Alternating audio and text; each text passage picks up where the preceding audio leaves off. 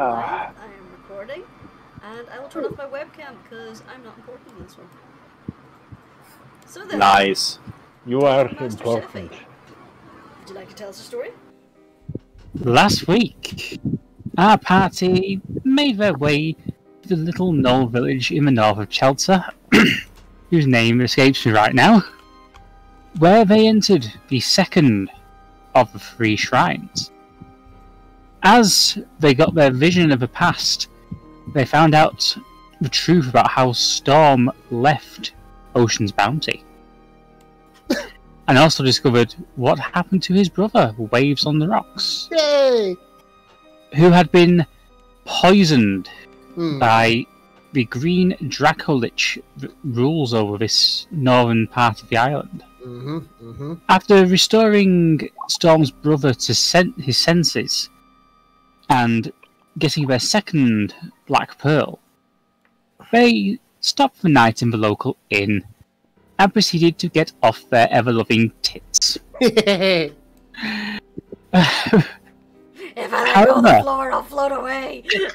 However, also, as they approached the shrine, they encountered the Overseer again, this time carrying a new Arcadian weapon, the Ifrit. After a quick battle which nearly killed Ardeth, they watched as the Ifrit escaped. But all went well, I think. We pick up the morning that everyone's just getting ready to depart. So, and I forgot I just delete village, so we should use a city tavern for instead. The all reliable city tavern. Yeah. Background slates are always useful to have. Oh yes. Just don't be mad enough to render them, create them yourself all the time. Yeah. I should just find a good. PSA to would-be or current Dungeons and Dragons players: never underestimate the power of lesser restoration. God damn it! Greater restoration, except for greater restoration. Yeah, but you gotta have one. Yeah. Technically speaking, it should have been greater restoration to get rid of his insanity, but it was a poison. Yeah, it was poison caused by regular poisoning. So, yeah. Exactly. See, never underestimate how potent it can be. And if nothing else, you can cheat at drinking competitions with it if you're sneaky enough. So, what's everyone up to? Right, so where have we left off? Exactly, what's going on right now? You've all had your breakfast and you're just getting ready to depart. Well,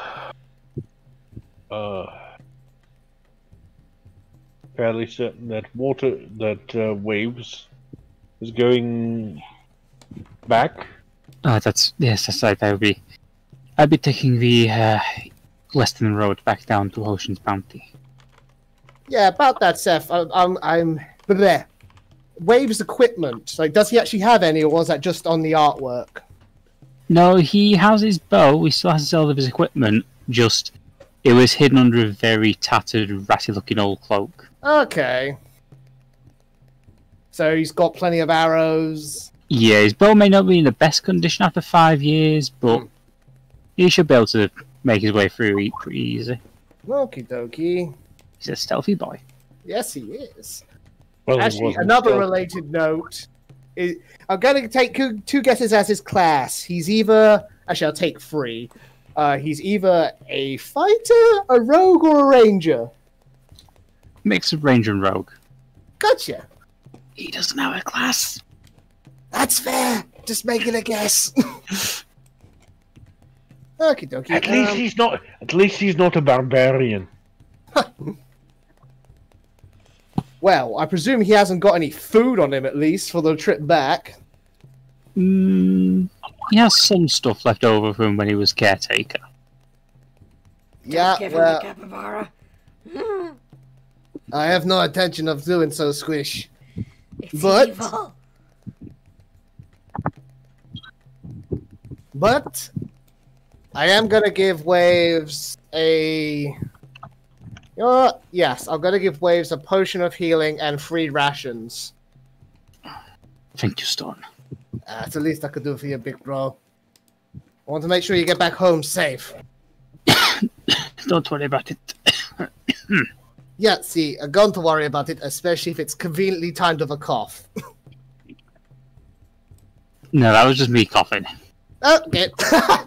Still, you can never be too certain. Especially in Chopsa. Don't worry. Especially with Big Green still around. Mm-hmm. Don't want him to get you twice. Don't worry, he's still licking his wounds. He's probably gone into his lair. Mm. Anyway, I shall see you all if you come back to Ocean's Bounty. Oh, I'm sure we'll drop by once we're done here. I hold you to that. You watch as Waves gets up and makes his way outside. As he does, you can hear commotion going on. What the hell is not again? What now? Oh, let's just go and check. Back. Okay, guess we're gonna investigate the hubble. You make your way outside. You can see a large crowd of gnolls just kind of staring into the town square.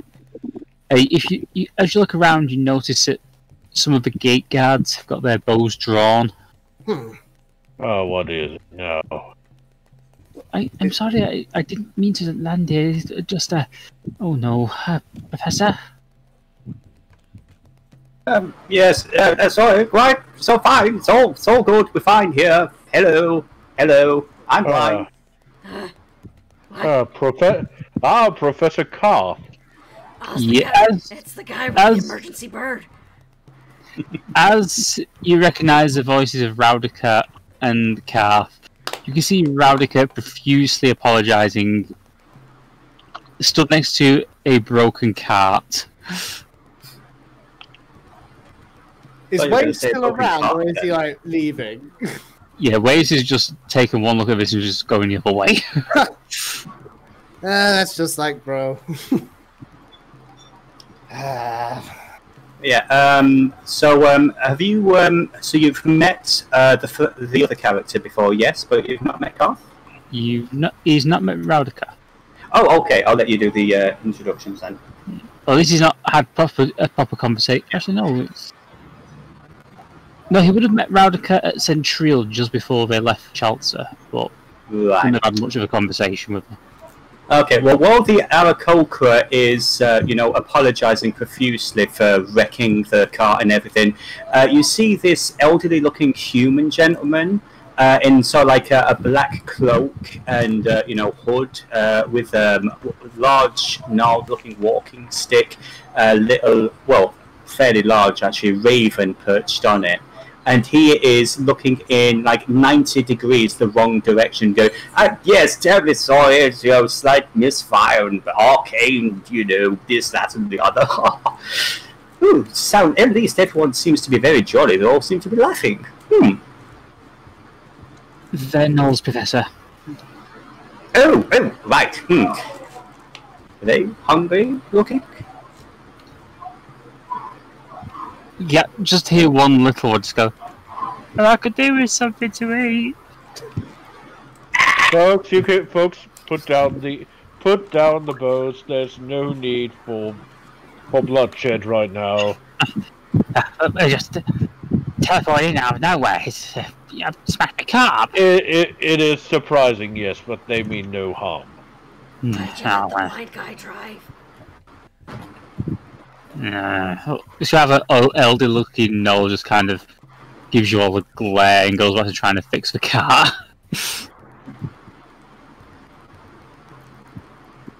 Karth will basically follow her over to the rest of the group. Oh, it's been a while. Hello. It's a pleasure to see you again, Professor. Likewise. And who are you?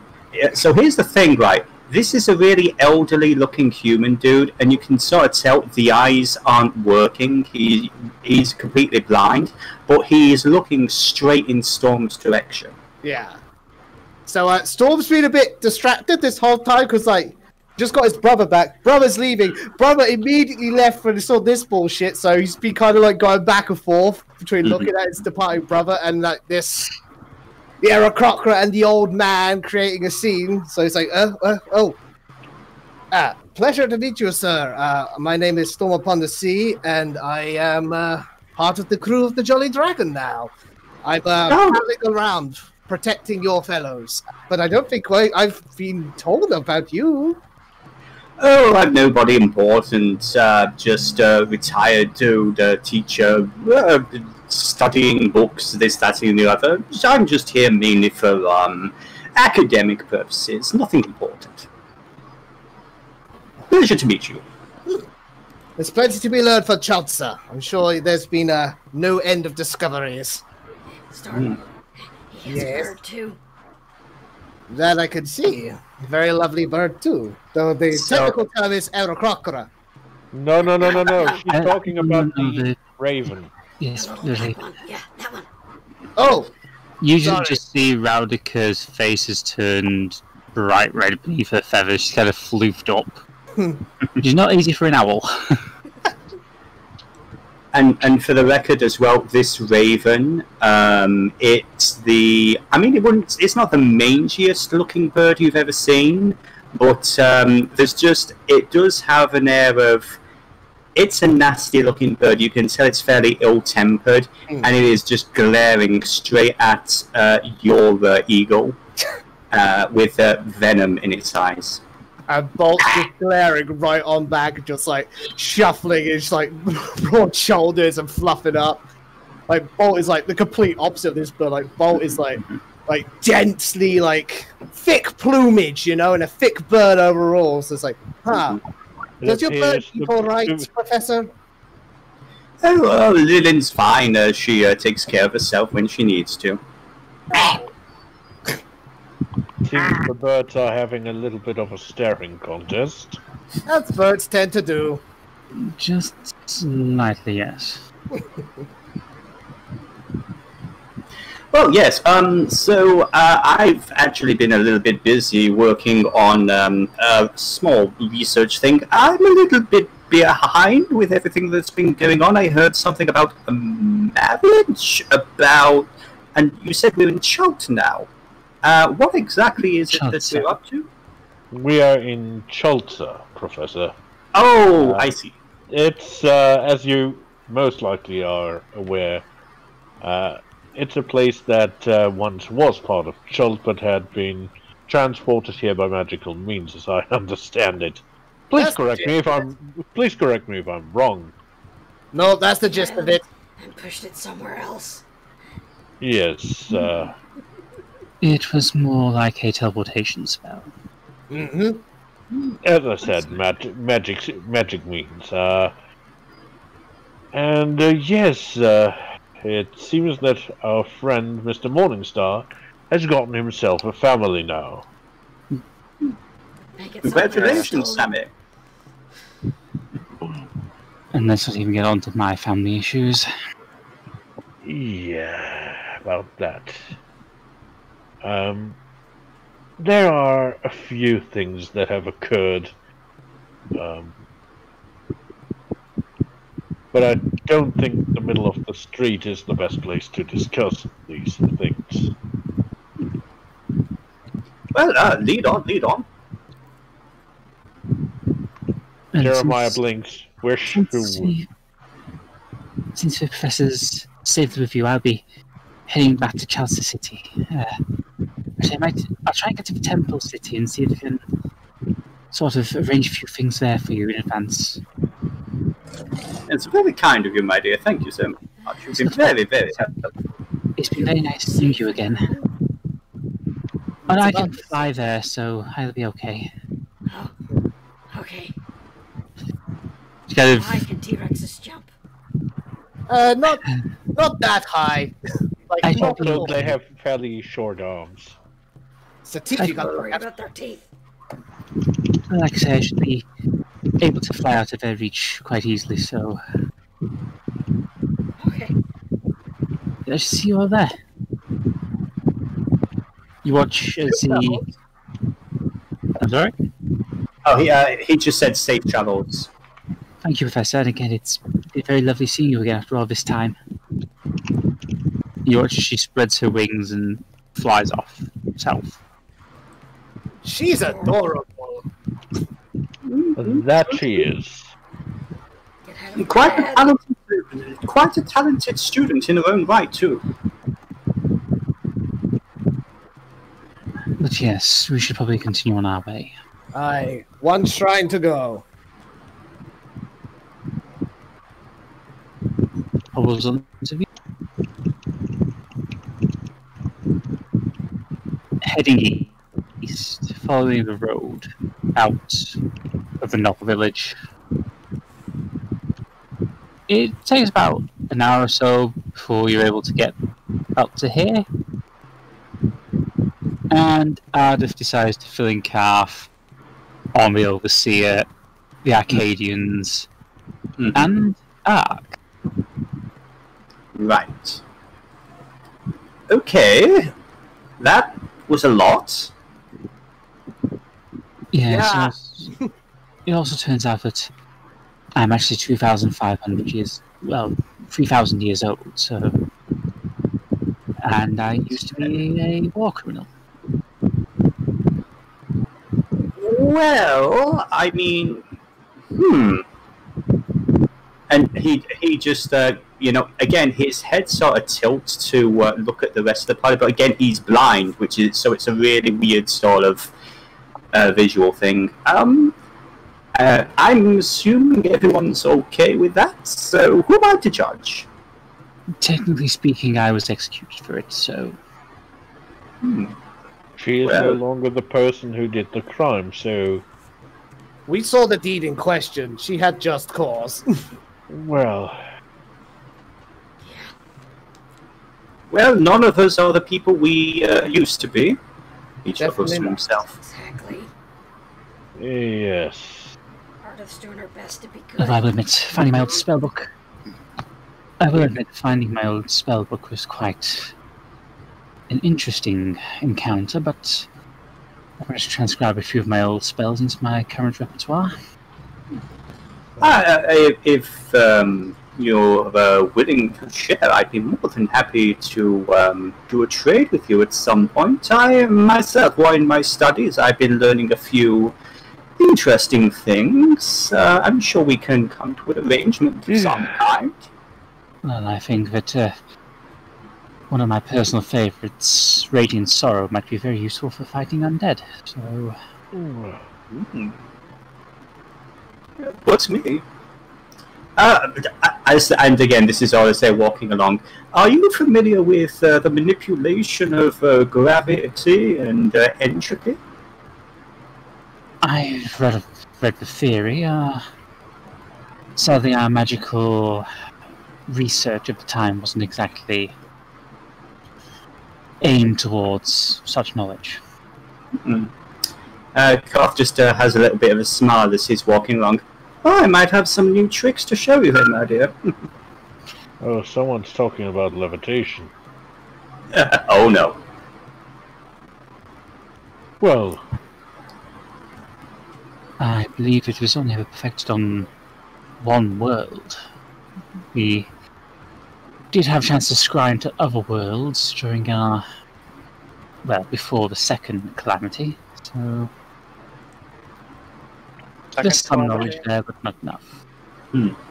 Let's just say, in my research, I found a few things that have been illuminating. I would say eye-opening, but he points to his blind eyes. Not that much good for me. Yeah. Oh, incidentally, what I think on, as he's walking along, his face is looking in Ardeth's direction, but he actually hands over 4 gold pieces to Jeremiah.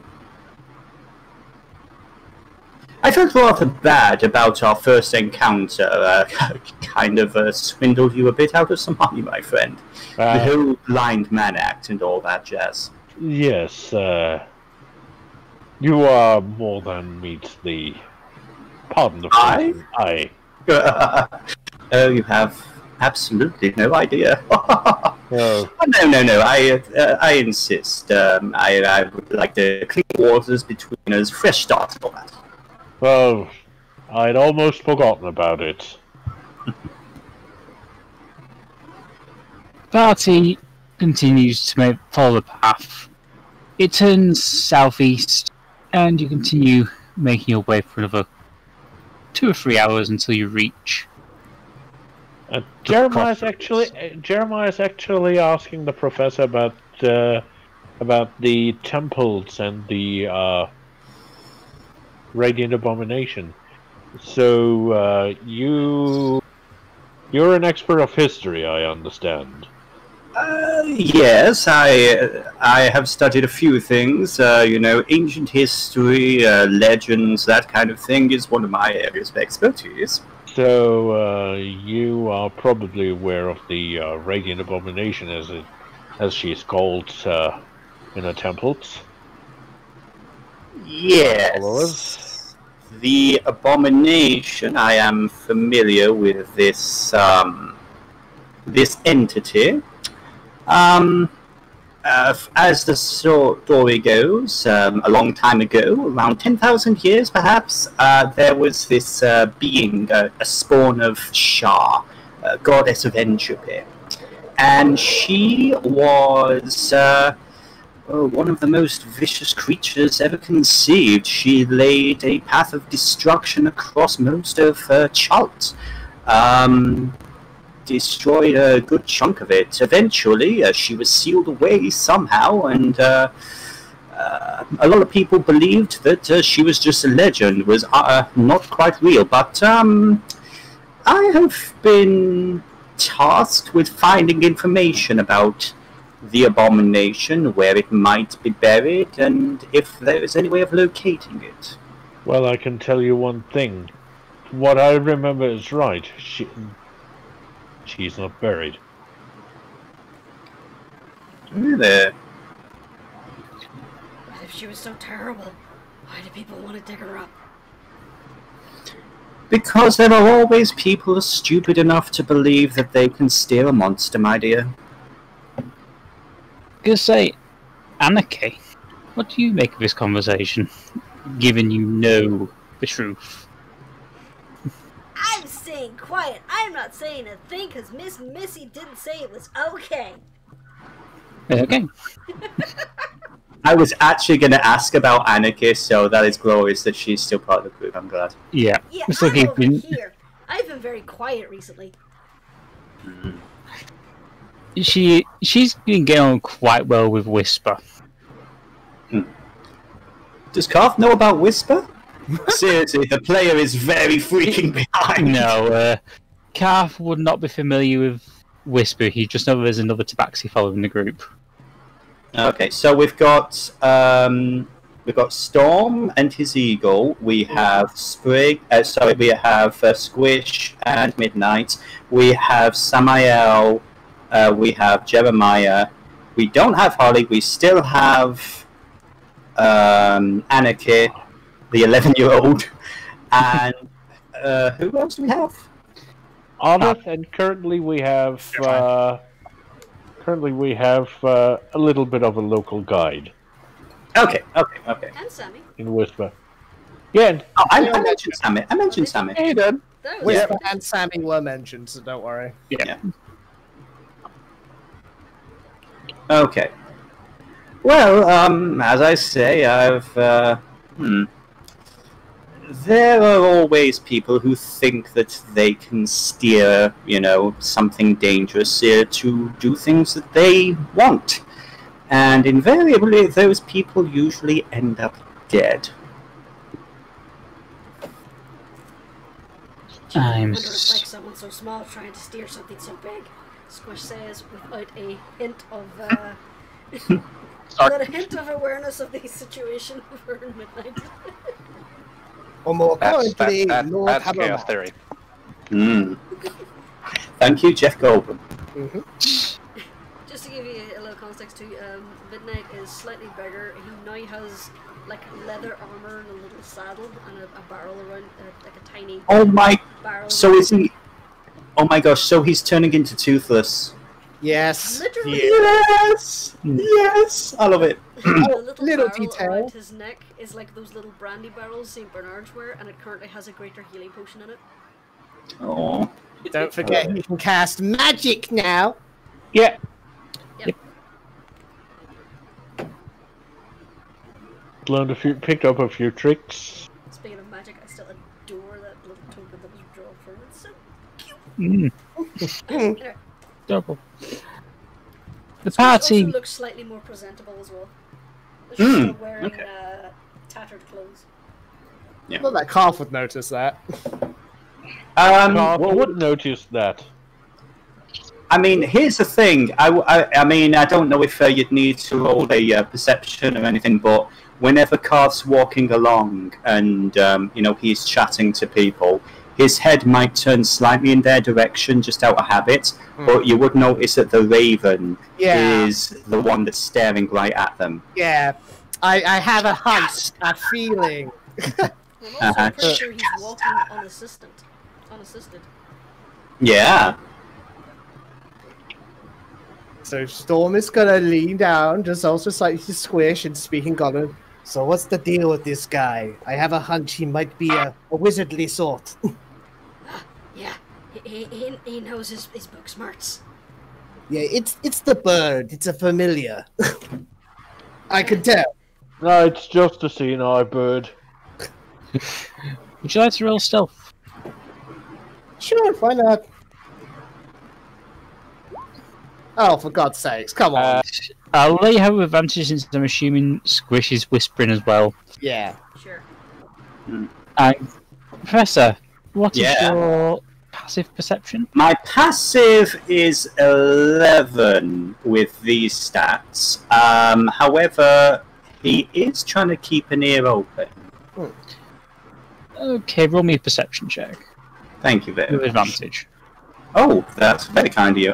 Perception check with advantage. With these stats, implying that he has other stats. Yeah, unfortunately D&D Beyond is a little bit limited in some of the things that I need, so I've kind of had to cobble together 2 different sheets. Aha. But that's cool. It's only 16. You know they're whispering about something, but you can't be sure what exactly.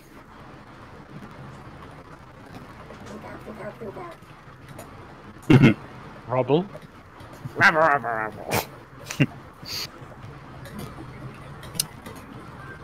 As you reach crossroads, I would like everyone to roll me a perception check, please.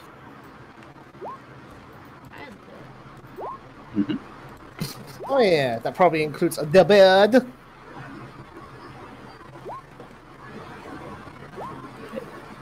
Everyone but Bolt Ooh.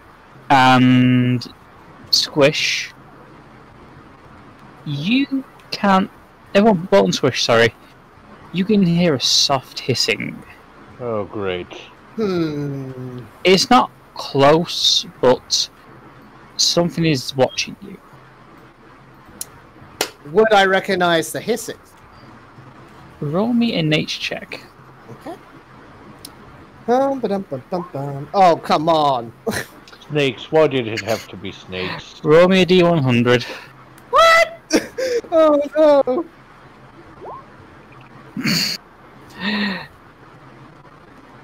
It sounds like a hiss. Okay then. Plan B. And I'd like you to roll me a D4, please. Oh, what the... Yeah, you stumble and fall, my friend. Yeah, as you're trying to work it out, God. you walk into a tree. At which point, Ardeth goes, "What out of that tree?" Bad. Bad. You're banned. Banned from DMing forever. Why do I feel like he was waiting to use that line? It's Seph, you know he was. Yeah. Actually, no, it wasn't. I just decided to just use it on the fly. So. What the heck? References give you life! Yes. What the heck is that hissing? Just a moment. Blah. Okay, Would it happen to be within 60 feet of where Karth is? No, it would not. Okay. Plan B. Primeval awareness humanoids. Okay. So anyone other than us. You can definitely sense someone about, say, 80 feet away. 80 feet away. So, can I tell what kind of humanoid it is? Like, is it a snaky boy? Or is it not that? Yes, it is. Oh. You can definitely sense a Yuan-Ti nearby. What are the 1T of Chaltza like? Like, from what I've seen thus far, they're generally pretty agreeable. Pretty much. I mean, the only Yuan-Ti in the Scorpion Coast tend to be fairly relaxed. Yeah. The ones in Chaltza are a little bit more traditional in terms of their worship of the snake gods.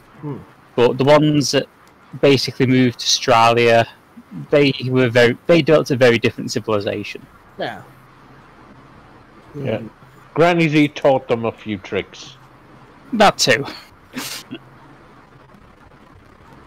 Alright, I'll drink a yard of lager in about 5 seconds. Alright, so Storm's just gonna point in the general direction of the 1T and just be like, we have a snaky friend, 80 foot in that direction. We're going to talk to him, or her, or it. But be ready, just in case. And then in Draconic, Storm is gonna yell, well, not yell, just firmly state, Hail, 1T! Make your presence known, if you are a friend. That was in Draconic, in case I didn't specify. A couple of seconds pass, and from the underbrush, a young woman with, like I would describe her as part one, part snake. Her face is a snake's face. She's got, she has a bit of a hood. The entire body's covered in scales. She has a tail, but she's mostly humanoid. So a Malison, or No, she's Yuan-Ti, just. okay, just wondering. Yeah, the Yuan-Ti on Chaltza are all basically half snake people rather than a mishmash. Okie dokie. So, Hello there. I take it you're pilgrims. Aye, that we are. We're just passing through to the shrine of the Radiant Abomination. That's along this path. Yes, my village is not far. We keep the shrine pristine. Should our mistress ever come back to grace us with her radiance.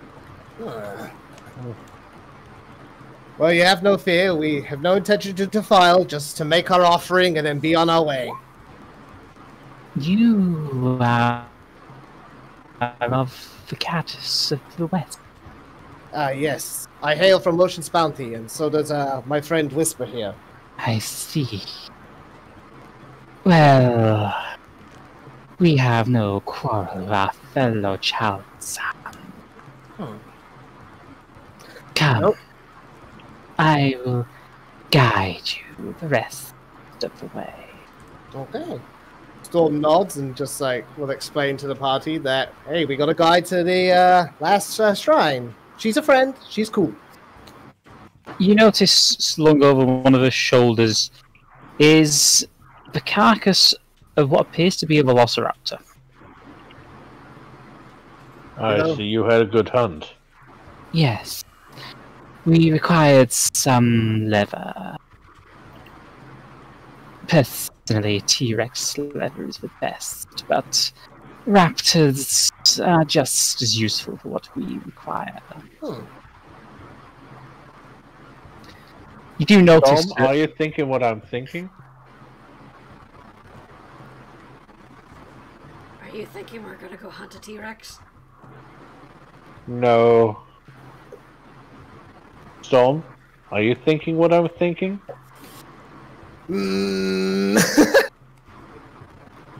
Apparently not. I was. Well, are you trade. alluding to? Yes, I was about to say. Like, are you alluding to like trading like the T-Rex levers? I mean, that's something you have to take up with Whisperer more than I. Those are her levers. Well, it would be a little bit far to bring them. Exactly. I think there's a T-Rex nearby. Either that or a motorcycle, though I don't know what. Apologies. I can hear the call of a T-Rex. Given that birds have evolved from them, yes. You want some seed? I can't grab it, my arms are too short. Was that a reference No, to pets? Yes, it was. Oh, take 2d6 psychic damage you get. Anyway. Your auntie smiles and starts leading you south past crossroads until you finally make your way down the path to their village. So give me 1 second while I put very this trusting of this random snake person that just wandered out of the literal jungle. I mean, yeah, what's the worst that could happen? It's fine, it's fine. Hey, I asked Seph to be sure the 1T are apparently cool. Flash forward to like 2 hours in the future. We're all currently wrapped up in webs, and Squish just kind of glares at Garth. This is the worst that could happen. Don't you know you never challenge worse? You make your way down to the village. It's a fairly pleasant looking little village. It's not hugely populated. There's a fair few Yuan team milling about. 1 or 2 gnolls are just packing up a cart, getting ready to move back to their village. But it's generally a nice little village. Prosperous little place. We do great trade thanks to the Shadow Lady. The Shadow Lady. Oh, Yes. yeah. The Abomination's trusted assassin. Asking out of character, would that be the shadow that we've been encountering on our visits? No, No, it's the mistress. it is not. Okay. Would Karth have made that connection by this point? I would say no, he's not seen any of the murals. All he knows is that the Abomination had a very trusted assassin and a very trusted wizard.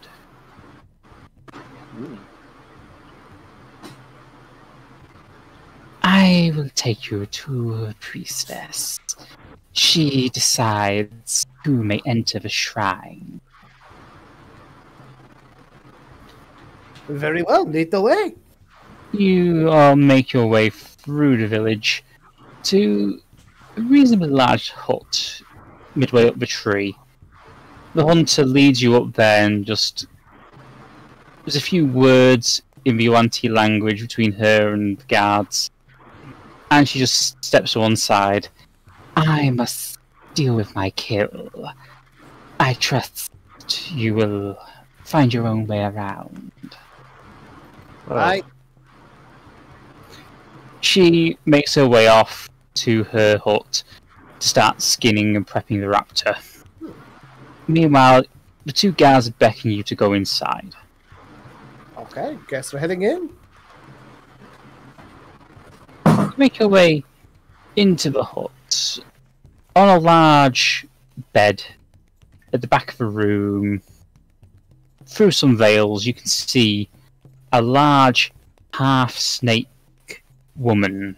Unlike the other Yuan-Ti, she's actually got the lower half of a snake. Okay. She's sort of curled up on this bed, just kind of lazily laying there. Who disturbs me? Right. Greetings. I am Storm upon the Sea. and me and my companions here request access to the Shrine of the Radiant Abomination. We wish to make offering. She sits up and you can see that her facial features are more human. Still unmistakably a snake, but yeah, she's definitely looking more like a lamia than a snake person. Come closer, please. Okay, Storm will do so. So will Jeremiah, actually. She kind of sits up, slithers from her bed towards you. She sort of does like that curl around you that snakes sometimes do. Oh boy. Tail flicks a little upwards towards you. I see. You are pilgrims, I take. That we are. Then I must test your devotion. What did our mistress prize above all things?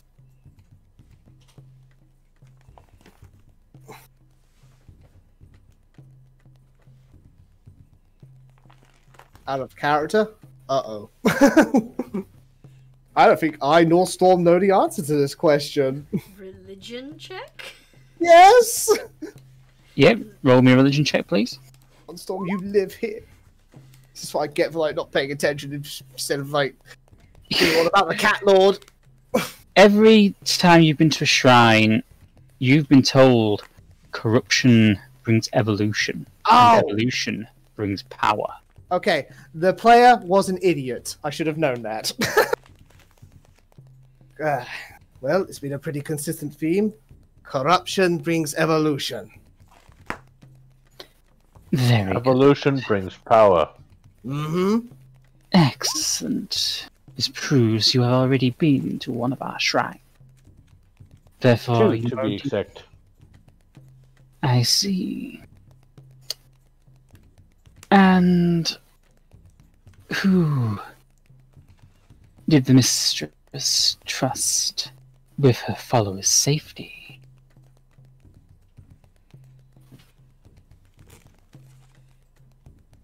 It was the mistress, wasn't it?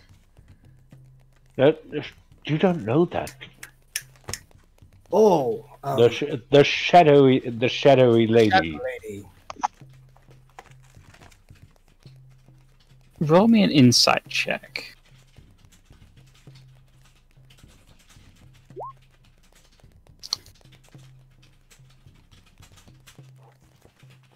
You just see a look of disappointment on her face. Wait. No. That's not quite right. It's been a name that we've heard a few times. Of significance. Anzilu. That is the abomination's name, isn't it?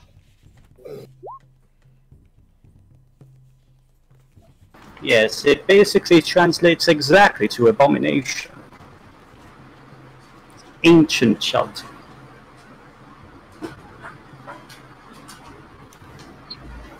During any discussion involving Anzilu, by the way, you just see Karth, his face sort of like twitch a bit. He does not feel comfortable discussing the creature.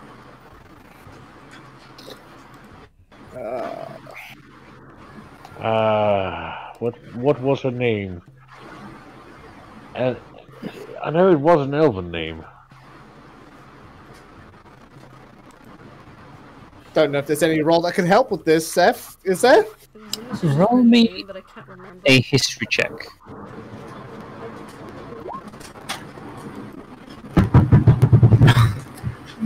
From what you can recall from the murals, it wasn't actually the Shadow Lady who was given responsibility for protecting Chelter.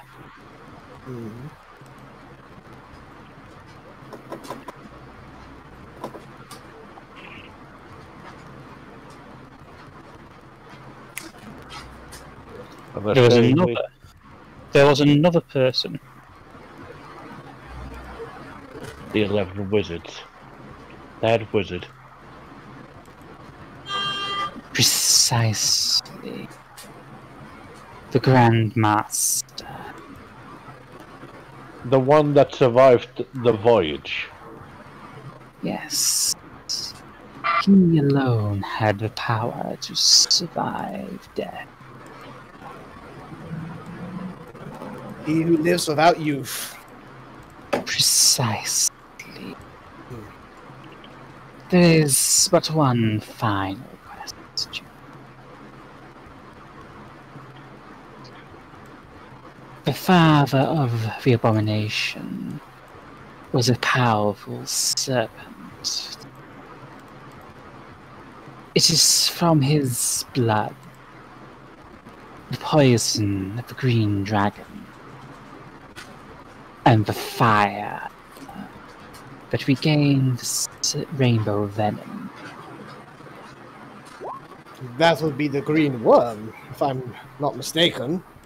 Yes. What is the name of the green worm? Okay, I live here. I gotta know this, Seph. Roll me a history check. Oh, please, Storm, please! Come on, he 90. lives here. Give him advantage. I have done. I'm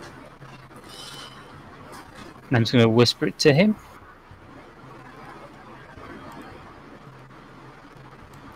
For a little bit of context for Kubar as well, all of this is the backstory for my freaking character that I don't know. Oh, a character you don't...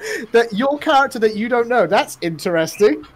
The character doesn't remember most of it, so... Yeah, she's an amnesiac. Ah. Yeah. At this point, she's... well... She's in a bad place. She's now in a pocket dimension. 1 second, I'm having a bit of trouble whispering this. That means It's just that foul a name. It's an eldritch abomination of a name. Its name is Gunter. There are some who call him Tim. Oh, please let that be its name. No, it's not his name. Oh. That is actually the name of the yellow one.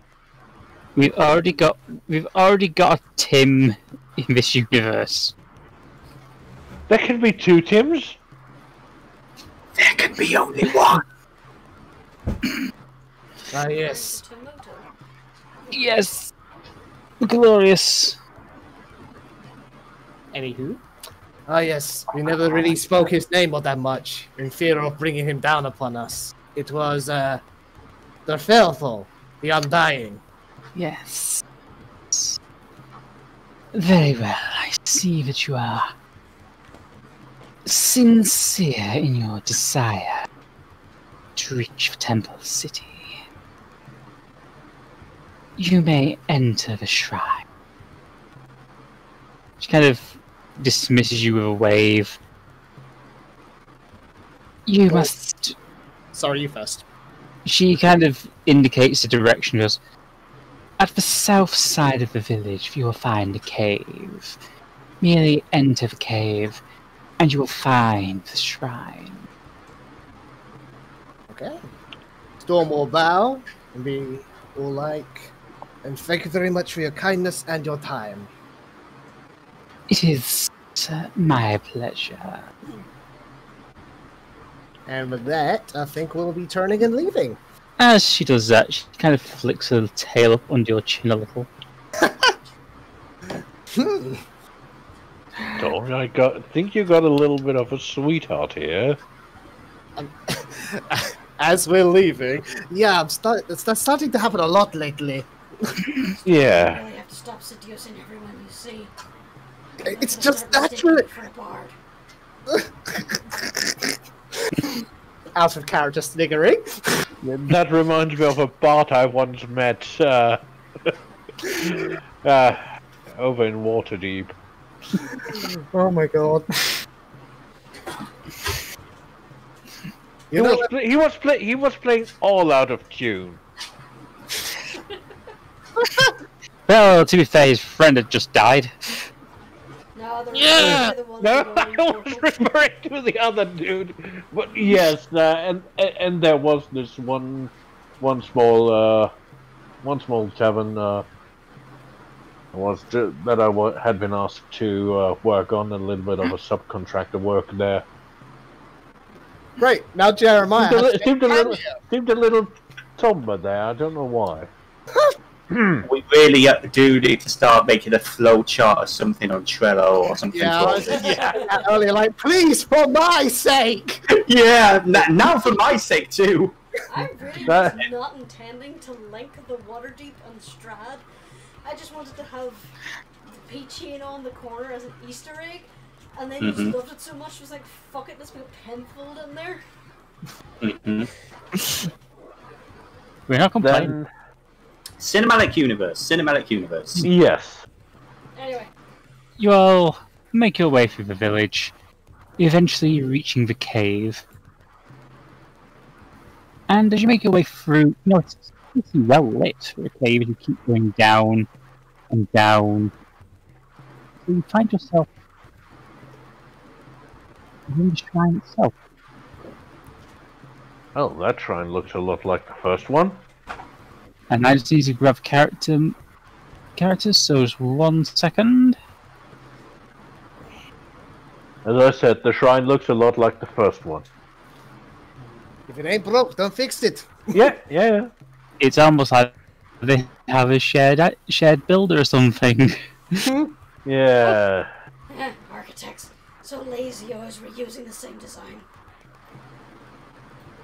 Says Squish. Didn't know you were into architecture, Squish. I have no idea what it means, I just heard one of the monks say it once.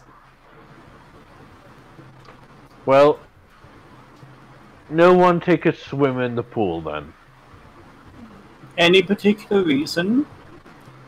Last time it was oil and it went on fire. You can note it. So no swimming this time, Anarchy. Aw, but it was fun! Well, if anyone brought any marshmallows, you can roast them over that. Yay! Where did I'm fairly certain Anarchy has them as her rations. Probably. Or Miss Missy put a few into her bag. Oh yeah. No flying off the birds here, sir. Yes. The cavern you're in's quite large, it's quite deep underground, but there's what appears to be an artificial sun keeping things illuminated. Just Well. went in this cave for a little bit, and we're in Blackridge. Well, ain't Well- that fascinating. Well, I guess we know the song and dance routine now. Oh, yes. Right, we were supposed to learn a dance. Well, the dad sees Metaphorical. What's numbers got to do with this?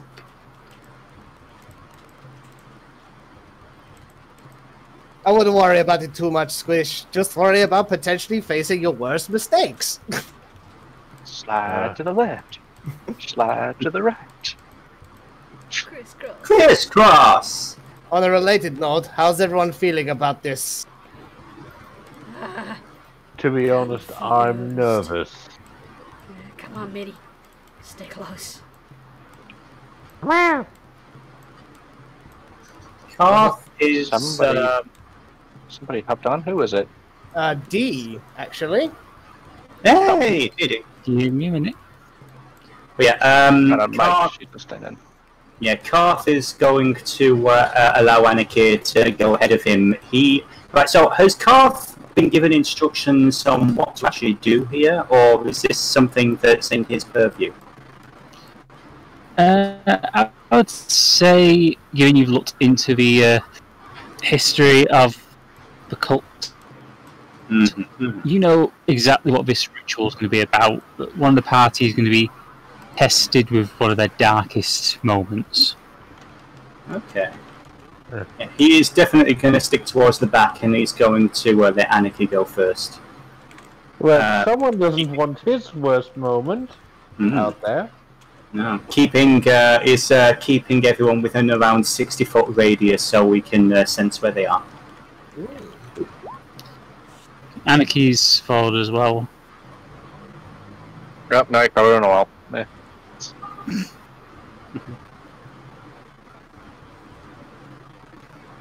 Is the water oil again? Can Squish determine? Roll me a perception check. Perception.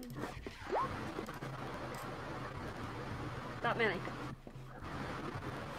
16.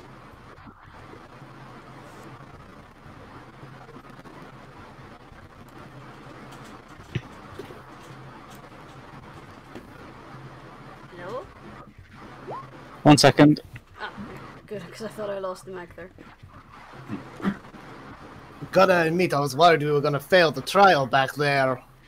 We, Tabaxi, usually only pay attention to, like, the Cat Lord. Never paid the Radiant Abomination much mind. Oh. She's an older cult, so as Irons, at least from what I can tell. You enter the sacrificial area. You suddenly hear the call of a raven. Oh. Hmm? Wait. And 1 second. Don't tell me the. Go. Quote the Raven. Professor Carr. Nevermore. You watch as from the shadows opens up a gateway to the Shadowfell. Oh. And out comes not only the Raven Queen, but Holly. Oh. Hey, Holly! It's nice to meet you again. Greetings, Squish. Greetings, Storm. And Professor Karth? My dear Holly, hello. How are you doing? By the way, you said that literally the fucking goddess of death just showed up with her, right? Yes. Karth seems both surprised, happy, and just like, the fuck, and he is like behind Squish and Midnight. To that end, yeah, you watched as her whole Holly's serenity faded away, and she then looks to each of you in turn, and then says, "Time is short. We have but a moment to tell you a grave warning. Asmodeus is coming." Or to be precise, he's already here.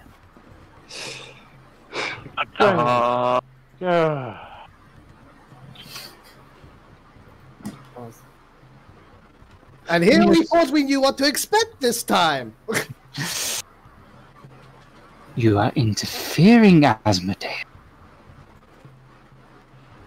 Well, I might be helping a little. I do have a bit of a personal stake in this little operation, after all. You just watch as the Raven Queen is just glaring at him.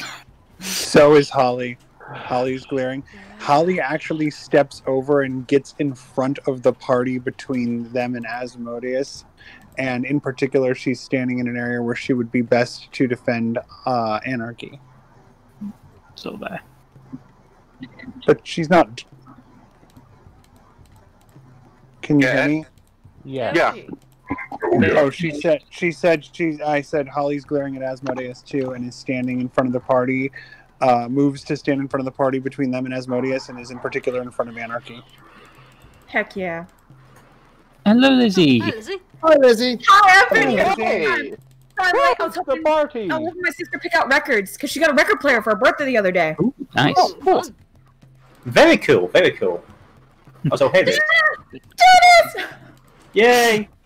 It's a big old reunion on this week's episode, isn't it? Oh no! It really is. The whole gang's together. Yes. Sorry I wasn't here last week. Don't worry about it. So Sarah and I were taking a nap, and then I was falling asleep, and I was like, okay, cool. Sarah getting up to go to work will wake me up, and I'll get on. Nope. And then I thought, wait, or I didn't think of this till after, but I was like, oh crap, I sleep like the dead. So then I woke up 8 hours later. At least you had a good sleep. That's important. I felt great, but I felt bad. Don't you worry about it. The Raven Queen... sorry? I still feel bad about the one time I had a migraine. Don't worry about it. Oh, dude, I only get migraines when I, like, really can't sleep. And they're so bad I cry. It's like, ow. Oh, good. Asmodeus will give these people no migraines today. Asmodeus is just doing his usual smile. Like I said, I do have a personal stake in this little on here. He kind of just looks at the Raven Queen, and in a language none of you can understand, says something which causes her eyes to blaze purple. I have a small point of order for the DM. What language is it? Roll me an investigation check. Okay, because Karth is kind of the whole thing with him is he is a linguist. Investigation. Oh. Those who are not otherwise dead. No, Holly did not understand. Those who are not otherwise dead or from another plane of existence would do well to cover your ears. I got the reference too. You recognise this as a form of celestial, but a very, very ancient form. It's proto-celestial. Yeah, not really his... he wouldn't be able to really follow it then. You can get a slight gist, but nothing solid. Basically, Mostly something about the blood of the serpent. Oh, that's very interesting. Okay. Yeah. He is Love interested. Me some serpent blood. You just... I picture Anarchy being like, I've never had serpent's blood before. Okay, I would like everyone... let's see. Storm.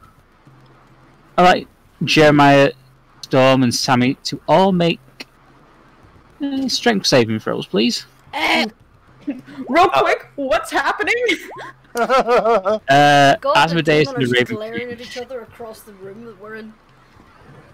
Literally, Satan and the god of death are having an argument 5 feet in front of us.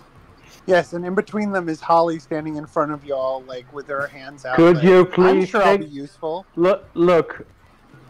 Could you please take it outside?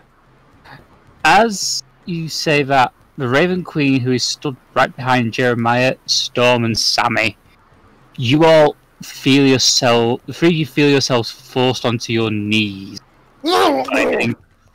by a massive burst of pressure as the Raven Queen spreads her wing.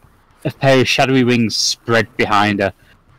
Do not talk to me of serpents and blood. Oof, I'm gonna go ahead and press myself into Holly's side there. Oof. Holly, like, defensively holds on to Anarchy, the Raven Queen is... Yeah, even Holly, you're scared. Yeah, Holly's frightened. And she actually says to Anarchy, I know you're courageous, but avert your eyes. Okay, I'm just gonna stare at the ground. Yeah. And she wraps herself around Anarchy protectively, like, anything that burns her is gonna get to me first. She's just glaring at Asmodeus. Do not forget that you once held form, just as I did. And that form was destroyed and buried within your abyss.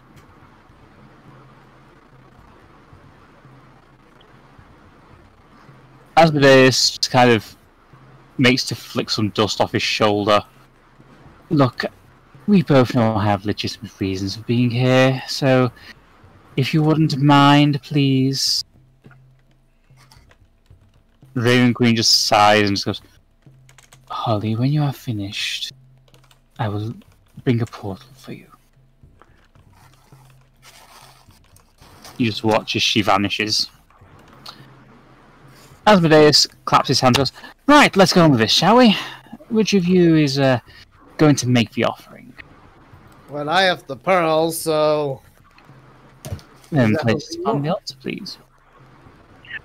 This is probably a very bad idea for me to ask, but we just got smack dab in the middle of an argument between two gods.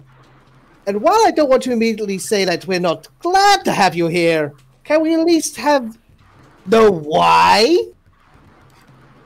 That would be telling. But please, place the pearl upon the altar. The Guardian will not make an appearance in my presence. Do I still have that pearl that's like burned black or whatever? You should, yes, yeah. There are 2 now. Ooh. I got the other one. Yeah, Storm was the second person to have a vision. It was fun! Visions are fun! Yay! Aren't they just? Pardon me for appearing reluctant, but wouldn't this be meddling the whole vision quest thing? Not at all. Please, place the pearl upon the altar. There's no point in inciting Holly is him. watching everything. She's still holding Anarchy very protectively. She's watching everything. She's basically being a human shield for Anarchy this whole time, because it seems like... But you get the sense she's terrified, and this is the most she can think of to do. It's not exactly a plan. Okay, so while keeping his eyes on Asmodeus the whole time, Storm pulls out the pearl and dumps it into the offering pit. You watch as Asmodeus' form shift, taking on his actual demonic appearance. Right then. Time to get this. You watch as he extends a fingernail, dragging it along his palm. He places his hand above the pearl and allows a drop of blood to touch the pearl. As it does so, once again, fire consumes the pearl. The great reflecting pool in the room behind you catches fire, and you watch as the world starts to shift. And I'm just going to have to grab a couple of other people for this. Wait, is that same place? Is this the same place that we had that one vision with the fighting? Yeah. It's the same. It's not the same. It's not the exact same version. Ah! Good thing I didn't slow through that same time. Yeah, same architecture, so... Yeah. Holly, you too are dragged into this vision. And Holly gets a look on her face like, this wasn't how this was supposed to go. Wait a minute. I think we're all thrown for the loop. Mm-hmm. You find yourselves on a little road by a lake. Next to a car, you see a man in plate armor. Facing him is an old woman. Oh no, I think I know who this is. You watch as she cackles and throws a bottle at him. Now we'll see just how powerful you are! Mads walks over. Grandma?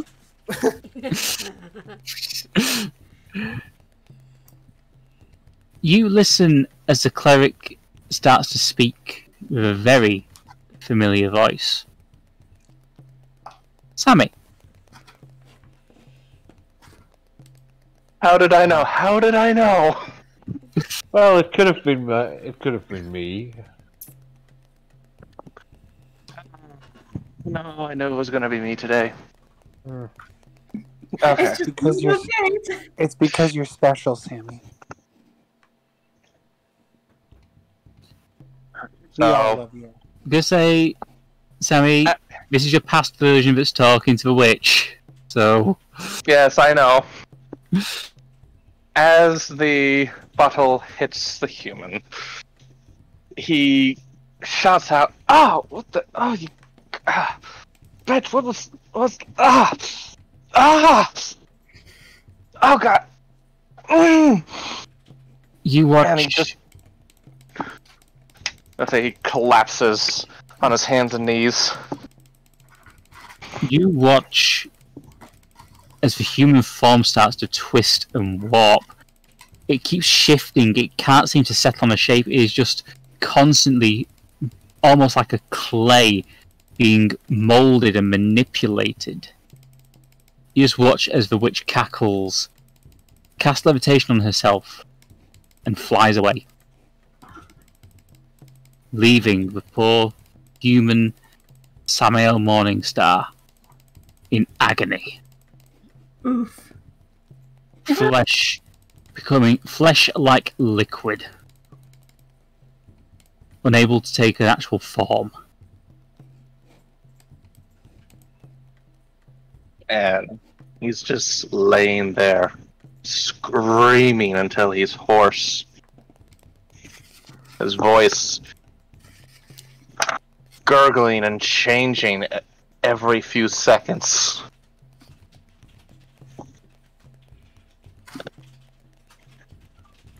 Until he's able to cry out, "Bahamut!" Oh, excuse me. Your watch as an old man is walking down the road. I assume he just like passes through us. Or did he actually interact with us? Yeah. Yeah. Roll me an insight check.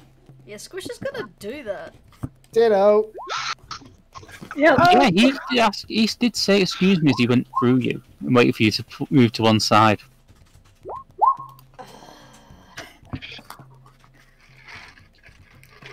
I would also like anyone who's paying attention to roll a perception check.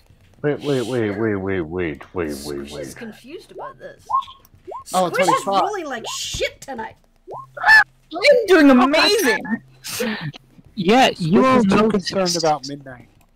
You all notice that sat on the old man's shoulders and one on his staff are 7 little yellow birds. Oh. You look at Is that who I think it is? It's gotta be Bahamut. you could use some help, my friend.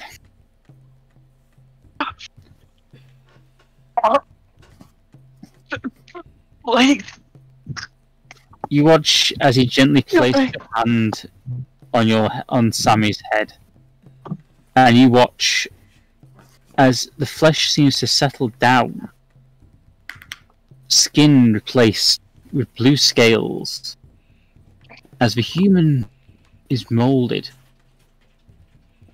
in.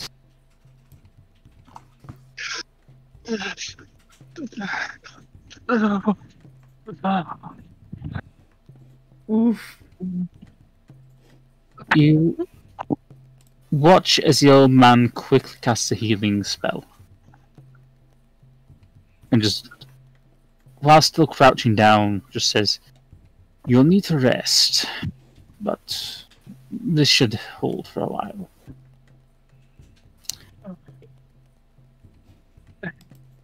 There are plans in store for you, my friend. Just remember that. And never question why you were given this form. With that, the old man starts to walk away. Old man Bahamut.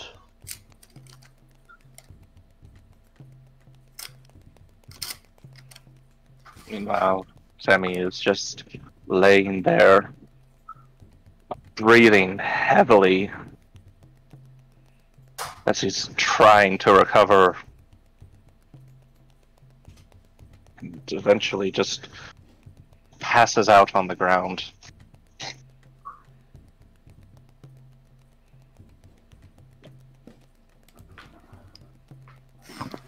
Oof. The vision Not good. remains stable. You watch as little Kobold sort of curls up, still in a little bit of agony. But, yeah, he just needs to rest more than anything else. As the vision slowly fades back to the shrine.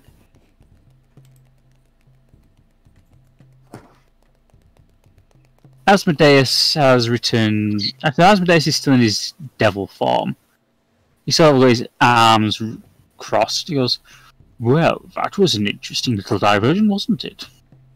And Holly whispers to Anarchy very quietly. She says, "This is kind of what it's like when I'm watching you from the shadow. You all from the shadow realm."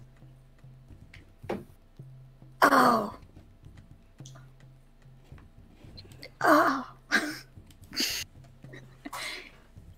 Is it always that sad? It depends on what you all do. I'll make sure to dance sometimes when you're not around, so I can give you a little laugh. I'd like that. And I'd like for you, Asmodeus, to be done with these people. Well, it's not that easy, really. As I said, this is sort of my whole shindig. Holly just shakes her head and says, "Then I ask you to give them mercy." I gave them what they needed. After all, a father has to look after his daughter's concerns.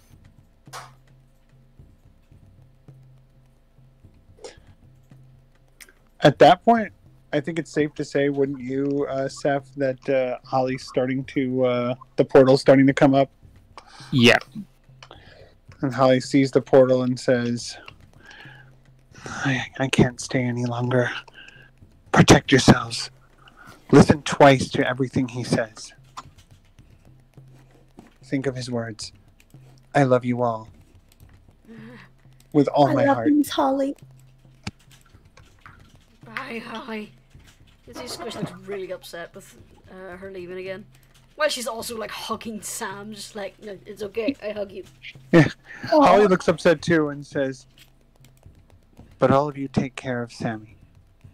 And then she like walks in. "Don't think about me. Think about taking care of Sammy and each other." And then I hug Holly anyways, like real tight.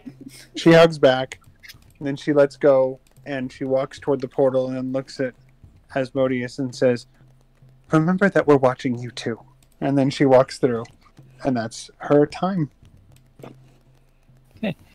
The portal slowly closes on Holly as Asmodeus continues to look at Sam. I stand in front of Sam and I puff up as big as an 11-year-old. No worries, dude. I have to go, and I adore y'all. I'm so glad I got to be Holly for a couple seconds. Y'all take me. Thanks for trusting me. Bye, it was nice hearing from you again. Nice having you around. Nice having Holly back for a cameo. Yeah, I want Tuesdays back, but someday, maybe. Someday. Someday my Holly will come. She will stay for too long. Asmodeus continues to look at Samael and just goes, I stand in front of Sam and I puff up as big as an 11-year-old can with my arms crossed, like head back, pretending to look down at him when I'm really looking up, but my head's back so it looks like I'm looking down. He's just concentrating on Sam. He goes, "I take it you understand the meaning of his words."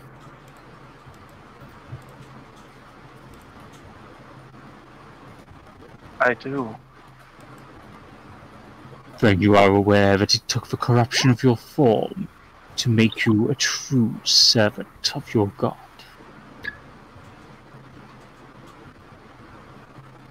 I owe him my life. You owe him your soul. And he has it, I trust. He always has.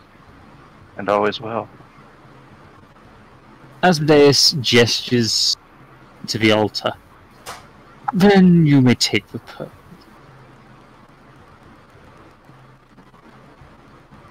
Sammy just kind of stands there for a second, just kind of almost blankly staring into space before walking forward to the altar and picking up the pearl.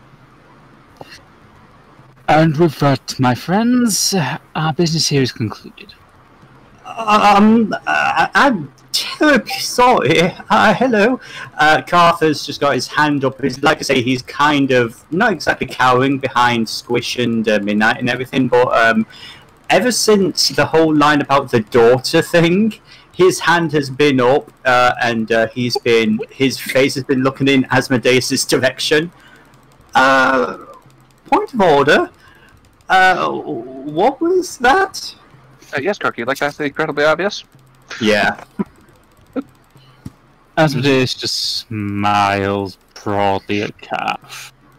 Like, this is a smile that if it's directed at you will cause your skin to crawl. And his eyes revert back to his devilish form. Oh yes, you are the man of letters, aren't you? I trust that you have not been conning my dear mistress.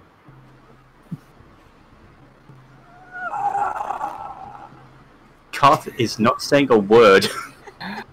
Roll the deception, please. Oh, absolutely. Absolutely. This is not what he expected. This is not what he expected. Oh, yeah. Oh, yes. Yeah. You are face to face with the Lord of the Nine Hells here. He knows that he will know if you try to bullshit him.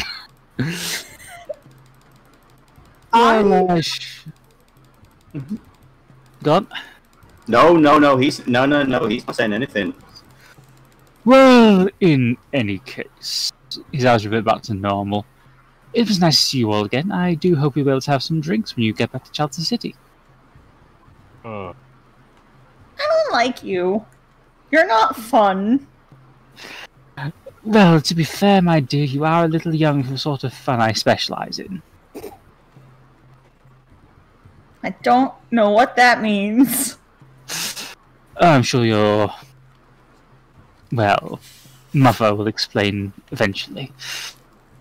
Yes, maybe. But I shall make sure to give her your love when I see her.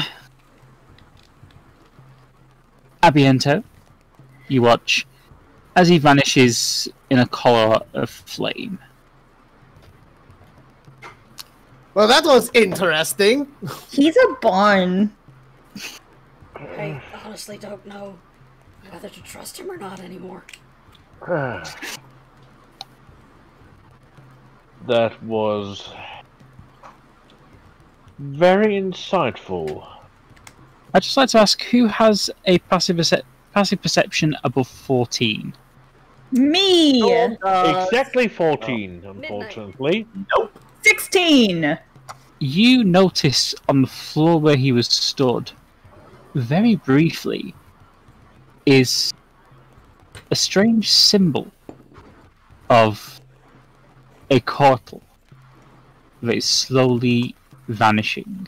It was basically burnt into the stone as he left, leaving behind a rainbow pattern in the stone. I'm on my hands and knees, face nearly pressed to the floor to look at it real close.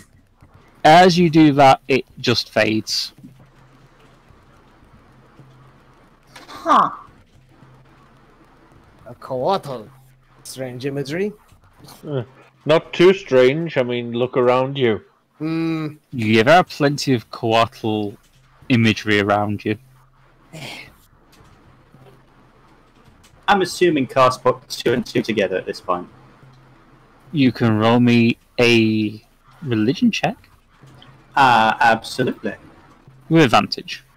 Oh, thank you very much. That would be a 25. You recall some rumours that Asmodeus' true form is neither that of a devil nor a humanoid. But a sky snake. Precisely. Well, that was It's the just- player talking. It's just a rumour, but there is a story that Asmodeus was once a coatl. Well, of course everyone knows what that is, but if say someone weren't to know what that is, what giant Sky snake snakes. with wings and rainbow feathers. Oh, like the 11th Colossus in Shadow of the Colossus. Got it. Pretty much, but a bit more colourful. Coming originally I'll from find a Mexican picture. culture in our world. Yeah, I'll find a picture in the chat for you. Yes. Oh, okay, so yeah, in the Dice&Dolts chat, you will find the picture of a kobold.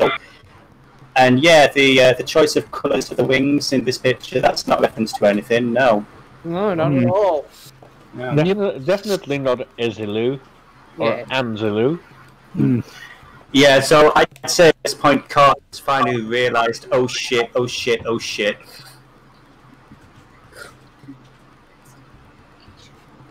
Question is, how good is he at keeping his poker face up? Oh, he's not got his poker face up. He is freaked out at the moment. Yeah, he rolled a natural 1, so yeah, the whole. Let's just say Asmodeus knows things. Yeah. A Shit. lot of things. Yeah, shit. Well, It's good to be back. By the way, Sarah says the flying snake dragon thing looks like an Asia album. Like a It's all, like I said, it's all the Aztec gods Quetzalcoatl. So Mm-hmm. Yeah. looks cool. Sky serpents. yep. Which I took- too wish to be a creature of the night. Creature of the night. Sorry. Creature of the night. Creature of the night! Next you're saying we have to do cosplay in cyberpunk fashion next time. Won't be able to. It'll take at least 2 weeks. Nah, we'll just go for the standard Rocky Horror cosplay. I already ordered the visor and the mask and everything. Well, it's too late because I'm magazine riffraff. There's a Dr. Frankenstein. Anyway, it seems our business here is concluded. Yes, I think we should probably start heading towards the Temple City. Oh, did we already meet the Pirate King? We've met a pirate, but we've not met the Pirate King yet. Because I still have to have my campaign, you know. We'll get there. Yeah, there's a bit of stuff to do first before we leave this island, but once you get back on board Ark, it's wherever the wind may take you. Just making sure. Just making sure. Yeah, no, we've not met the Pirate King just yet. Yeah. But dang. Asmodeus.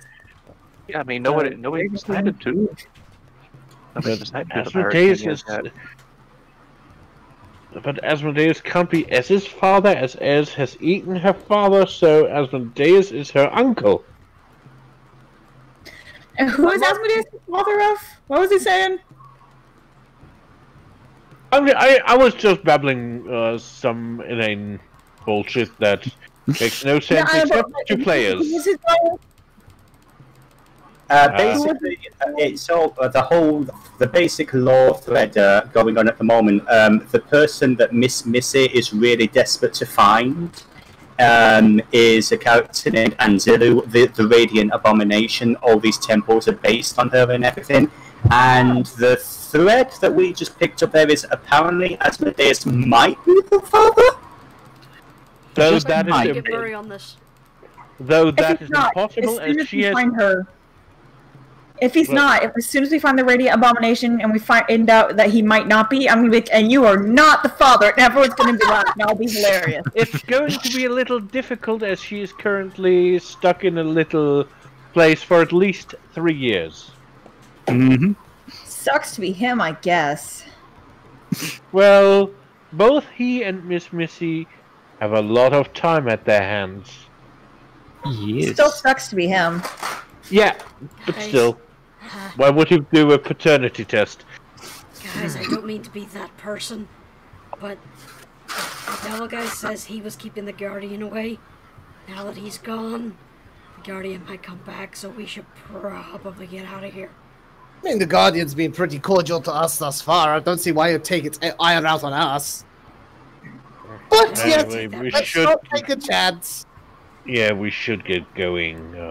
Yeah, I as mean, you leave, Professor Karth is can already hear- legging it. as you leave, you can hear the Guardian say, "The father came. My presence was not required. Please." I'm very sorry, Seph. You cut up. Already you cut leaving. Up. Sorry. Already leaving. Sorry. The father came. My presence was not required. Please leave. Okay, we don't need Please leave through the gift shop. Bye, scary voice. No, it is not the gift shop. It is the gift shop. No? Come on, Samael. This has been a very, very weird day. Not the gift shop at the gift shop? It's not the gift shop. It's a gift shop. No, it's the gift. We'll have the Heavenly Choir with it. I feel Okay, like there's a okay, reference the there that's references. going over our heads. Yes! Yeah. It's not a gift shop. It's Fantasy Costco, where all your dreams come true. I got a deal for you. No, Well, it's at just least it's gift a shop. fantasy Walmart. Oh, I see. That's the part that kept cutting out. There we go. Of the you Heavenly pressed Choir of the gift shop. What is Anyway. happening to this game? I will Take your explain picture that with the cardboard reference sent later. out with of the Radiant Abomination. Only $20. You all make your way out of the temple and find yourself back. Well, there's one place we now have to go. Hi, are we heading straight to the Temple City, or do we have to pick up Lady Elizabeth first? No, the mistress said she would meet us there. Miss Missy? Oh, the mistress is meeting us directly. Oh, that's absolutely wonderful news. Miss Missy! Yeah, we met up with a mistress in the city. Yeah. Squish looks a little conflicted about that. I like how most of you were like, Miss the mistress, huh? And then Anarchy's just like, Miss Missy! Also, there's another reason to be annoyed. The way that Professor Karth said that. Oh, she's there. That's a little, huh? Yeah. I will say, Basically, I thought you knew about her voyage. Were you not under her employ? Absolutely. Hence the insight. Now we're in bullshitting territory? Question mark. Okay, so again, the player has not watched a lot of episodes, so he's relying on information that he's being given in the moment. Karth has been paid by the mistress to do a very specific task. Was he aware he was supposed to be meeting up with her here? He was Yeah. not, no. Yeah, there we go. No, he was not. Mm-hmm. Oh, I wasn't quite aware I was supposed to be meeting her directly. Unfortunately, the job she had me do has been a little difficult. The information that she has had me look up, unfortunately, most of the records are missing or they've been destroyed, and I'd rather not disappoint her, you know. Now, that's a complete lie, so would that be a deception check? Yes, please. Okay. You totally want to disappoint her? Oh, yeah, you, so Anarchy did hear something earlier. about him saying that the abomination is just that. The radiant abomination was a monster that caused a lot of destruction, and people who think that they can steer this abomination are idiots. Yeah. Everyone who's rolled insight has kind of seen straight through it, I'm afraid. Not very nice.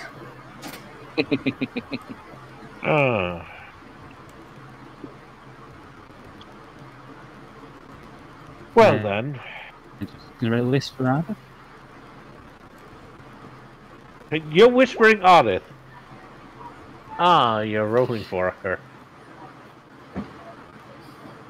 Yeah, I'm rolling for Ardeth. Yeah, she's not buying this either. Professor, is there something you wish to explain to us? Right. Okay, right. Okay, let me put it to you this way. This creature that the mistress is trying to find it's literally called the abomination. I mean, it's not good. This is a very, very bad thing we are doing, and I strongly advise we stop. That is the only way we can get Elizabeth's soul back in her body. I used to be called abomination all the time. Does that mean I'm bad? No, not at all. But you didn't lead a path of terror and destruction across an entire continent. At least, not the time. My parents said I did. To be honest, Professor. Dice&Dolts did that in the study. He wasn't very happy with me. To be honest, Professor. You know, I told you that I met her. Well, if not her, then her spitting image. I just like to say, anyone who's paying attention, you notice Ardeth's lines have started to turn slightly red. Ardeth? Breathing. And also, by the way, whose cell was this? I'm afraid I'm running on minimal information here. Oh. Well... A girl named Elizabeth Lanchester had a son, an insane toy maker.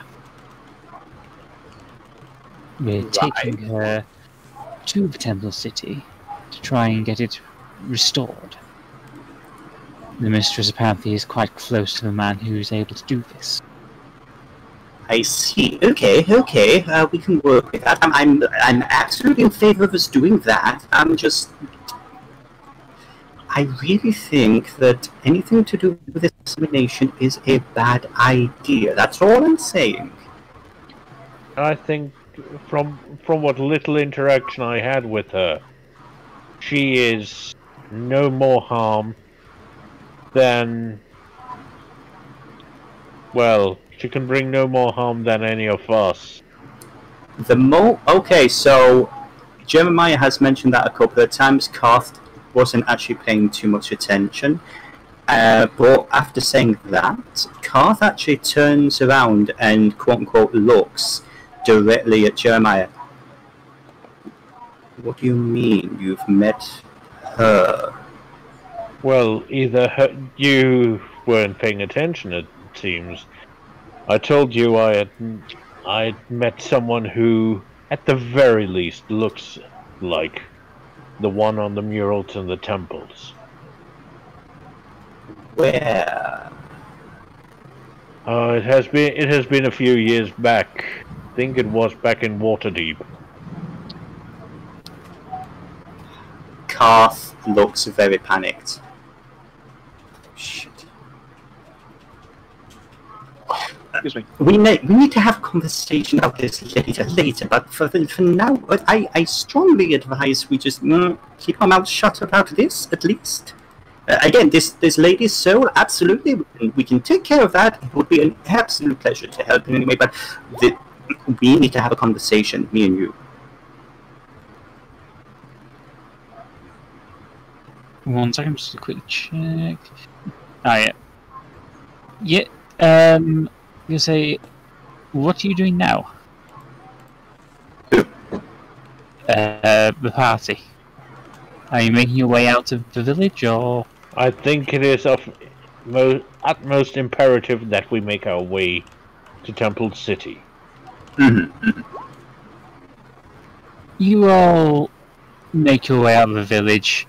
A couple of the UNT, like I said, are just kind of watching you, a bit curious about what's going on. And as you start making your way back... Oh, sorry, 1 second. As you start making your way back up the road, turning back to the crossroads you were at before, you hear a roar as you take the right leading up towards the mountain. Is it recognized? I would like anyone to roll me a history check.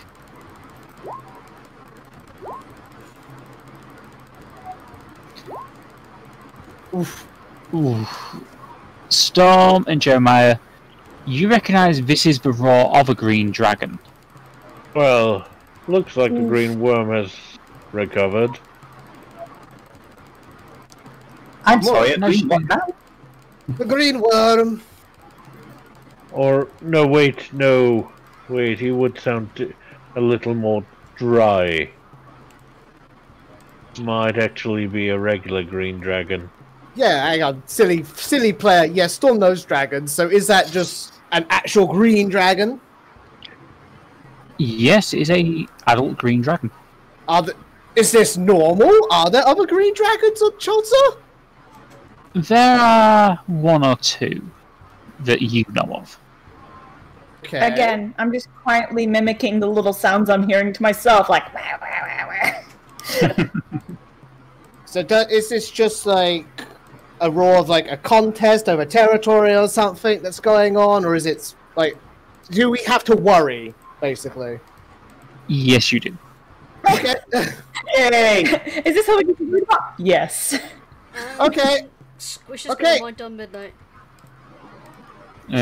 Primeval awareness, dragons. How close are they? They are literally across the stream from you. Oh god. Yeah, I think I saw movement over there. Bow and arrows already out. Not. Okay, we got dragons right ahead. Really, I thought that was your stomach growling. Sami is already holding his symbol of Bahamut. As you get closer to the stream, Not yeah, a you can... traumatic one. Oh no, this is definitely a green dragon. Yeah, I can smell it already, I think. Whisperer, I don't suppose I have to tell you to like stay out of this. You also hear... I'd like anyone to roll me another perception check, please. Perception check? Yeah, I can do that. Oh, come on. Bolt. Pitch in. Come on, perception. The one for... Yes! Yeah. Good numbers. Those of you listening carefully can hear a second roar. Oh great, we're walking on to another nest. With that perception, does Squish recognize a similarity in tone of that second roar? You do. This is definitely a baby dragon. Oh, I definitely mimic that crap. I hear a baby. Huh. Well, hopefully... a dragon baby, not a one of us baby. Well, Midnight's kinda still a baby. I want to see the baby. Well, the problem is that its mommy will probably... Yes, do you... Not if I'm Disassemble strong you. enough. I can speak from experience. A dragon mommy will kill anyone that goes near its baby. Well, thankfully, some of us can talk to dragons, so we may be able to just slip by without a kerfuffle. Uh-oh. Just walking by casually whistling and then in like draconic, hi, good day, and then you just like do that fast walk thing where you like put your hand by your eye and don't look. Guys, it's in the water. Yes, the baby is in the stream. Yeah, you just see this little dragon jumping around, playing happily in the little stream. I start wiggling in excitement, and also I'm like water, splashing water, fun, and like that's the thoughts going through my brain right now. Like I'm getting ready to bolt forward to the river. No. Someone grab her. Squish had a crash course in dragon behaviors from the experts. What does she know about the interaction of the colors? You would know that chromatic dragons don't usually tend to get on, but you would all because say, can you roll me? Actually, I'll go with your last perception check. Let's see, what was it? 17. You notice that this little baby dragon's scales are actually a little darker, and its horns are slightly curved. Would Storm know anything about that, knowing his dragons and all? Roll me a history check. Yeah. Anarchy. No. Oh, come on. I get low to the ground and slowly start creeping forward as if you guys can't see me, but you can clearly see me. I will let you have advantage on that, Storm, because Thank you. you're familiar enough with green dragons. I'm familiar enough with black dragons, having been with Midnight. And they're my greater favourite enemy. You notice that, in history that it's very rare, but occasionally two kinds of dragons will interbreed. Someone please hold Anarchy by the collar. Trying. Flash! But the water! We can play together! I know Midnight's a sweetheart, but this is a wild dragon. It's also an interbreed. Speaking of wild dragons... Squish is just like looking at mommy dragon. Oh, here we go. This green dragon just starts pounding forward, clearly making its steps heavier than it needs to be. It just smacks its forepaw into the water and just goes, "And what are you doing in my territory?" I immediately throw myself to the ground and start rolling around, like trying to be cute. Samael comes forward and obviously gets in front of Storm and kneels on the ground in front of him and says, "Almighty One, we apologize for our intrusion in your territory. We're merely passing through. We mean you no harm." We're only seek to pass through your territory, and we're heading on to Temple City. And he says this in the crowd. So Sorry. you seek for Temple City. Yes, we do. That's all we seek. We don't wish to disturb you and your child. You watch as she kind of looks over the party, and suddenly she sees Midnight, and her eyes just narrow. You have nothing to fear from him. He's a sweetheart. He will not harm you or your young. He is under control. Roll me an insight check. I don't think that's why she's narrowing her eyes. Under control might have been the worst possible thing you said. Oh, yes. Oh no. Right. Anarchy and Jeremiah. You notice that she recognizes Midnight's scent, or at least a scent of another dragon. Oh. I want to play with the baby in the river! And I start whining. Very quietly, rolling in the ground. May I ask why I can smell Vesunit on that one? A what? Vesunit. Don't suppose that's a name that we'd know. That's Midnight's black dragon daddy. Yeah, let me be more specific. A name that Storm would know. No, No, Storm wouldn't know. No. Squish does though. He helped this little one.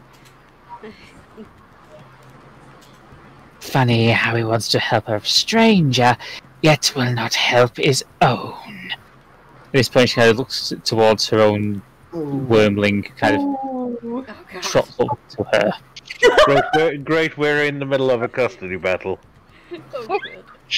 Dun, dun, dun, dun, dun, dun, dun, dun. Now that's a reference. Yep. Mm. We Yeah, go into an Ace Attorney. one that I actually got. There's death and despair in Albert's Square.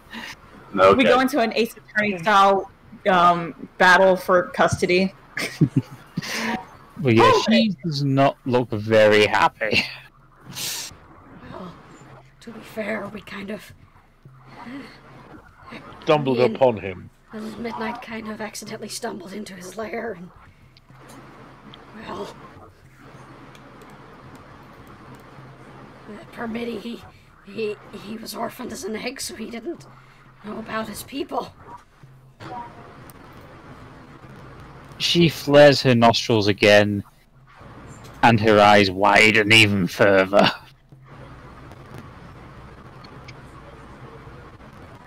If you are pilgrims, then you will have visited the second shrine, correct? Yes. Correct. Yes. The domain of the green worm. Then I can smell him upon you. Do you mean Mr. Stinky Man, who we do not like? No, She had Mr. his No, Mr. Green. links. No, Mr. Green Lich. Who we definitely like. Oh, Only because he let us live. yes. Yes. Devillo spared you. Mm-hmm. He owed us one. And how, may I ask, would the esteemed Dracolich of the Knob owe you one? Well, The long and short of it is there was a great big mechanical mockery of a minotaur. It hit him with a great big gush of flame, and it really fucked him up. Then we came along and finished the beastie off. That's it. You watch as she kind of strokes her chin a little. It has been a long time since Devillo fell in battle. This mechanical monstrosity you speak of must have been powerful indeed. Oh yeah, we got a taste of its flames ourselves. It was it nearly took us out. Devillo has not felt defeat since the time of the great calamities. Mm. I did get the feeling. Anarchy, Right, that stay was- here. Water! Anarchy's starting to tune out of this, obviously, adult Anarchy, TM. you only get to play with the little one if she allows it. I start wiggling and writhing in the dirt again. I am an old dragon indeed. I stood at the side of the great calamities himself. At their It side. is. Yes. Wow, that's old. 5 centuries, to be precise. And you're still so pretty. You show great wisdom, little one. You Does got the, beautiful scales. Does the term Great Calamities mean anything to Carth since he's a historian? Oh, God, yes. You know exactly who the 5 calamities were. They were the chromatic dragons that enslaved the dwarves of the Scorpion Coast. Ah, okay. And Those buggers. the one of the crueler one was the Green Calamity. Right. Ah, and quick question as thank you. well. The red dragon that Carth and Sammy fought a while back, was he a relation of one of them? Was he one of the calamities? That was Nikavod, He's Yeah. a dick. and he was the leader of the 5 Oh calamities. shit. Okay, cool. So this is basically she's one of their. She's not a calamity. She's one of their friends. Okay. She was one of their friends. Huh. Carth is just watching from the peanut gallery with the other NPCs. Yeah. Can I ask, how is Midnight reacting to the presence of this green dragon and green baby? Is he like wanting to play with the other one, or is he scared of mommy? He's not really scared. It's more that he's just kind of curious because he's not really met many adult dragons, even less baby dragons. So he's just like, mommy, can I go play with that kid? A little bit. And how is she? Is she like reacting to him at all? Should Squish be concerned? You mean No, outside now of... that you've basically explained why she can smell her ex-husband on him. So yeah, she's letting it go. You've explained fair enough. It was a necessary thing amongst black dragons. Anarchy from Jeremiah's like watch is like on their belly, reaching as far as they can to like even get like a few fingertips to splash in the water. But yes, that was long ago. What has happened in the past is in the past. And I believe that you have my queen imprisoned, so I have no desire to go back to war with the mortal races.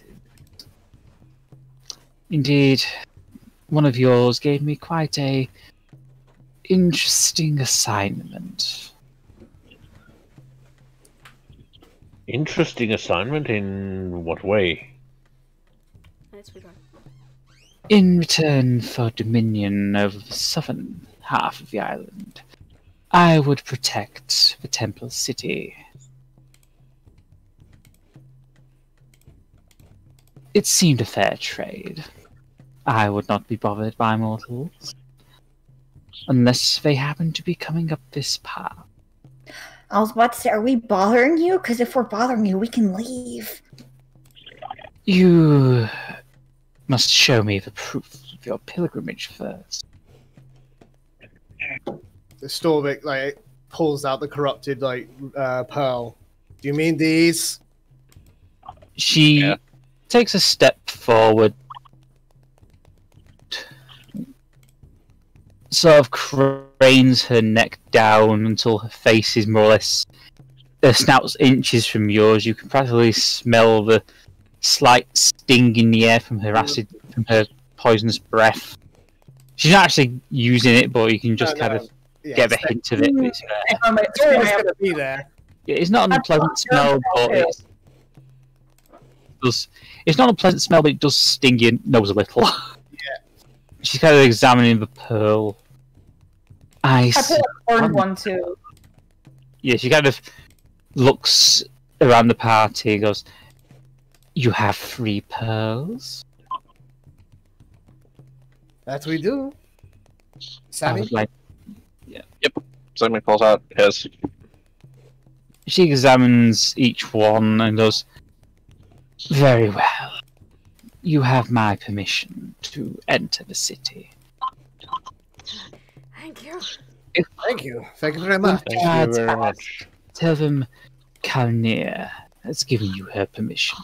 Kalnir. With that, she kind of bundles the little wormling away back through the trees, and that's all you see of her. Soon as they're gone, I dive headfirst into the water, splashing. It's very shallow. It's like an inch deep. Bink! And I just am wallowing in it. Midnight will join. Ardeth is just kind of looking to Calf, like, did that really just happen? Apparently, yes, I know. It could have gone way worse, to be honest. I hug Midnight. Turns out Midnight's goddaddy is a bit of a deadbeat dad. Yeah, that's kind of a theme. You know, yes, we're kind of just faced off two angry gods not half an hour ago, and frankly, dragons, they don't really have the same presence they used to anymore, to me at least.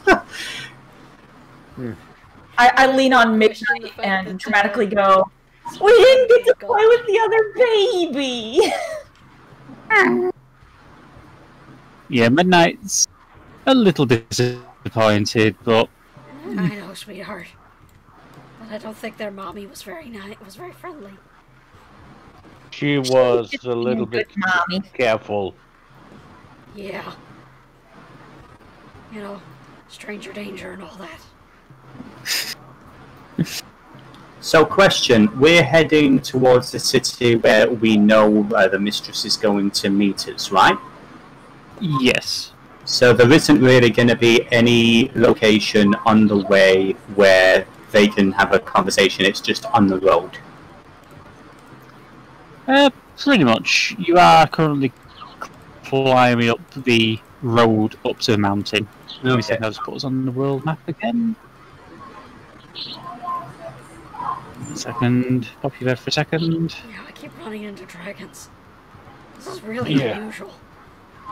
Really You unusual. keep making your way up. You guys casually meet gods and dragons are unusual.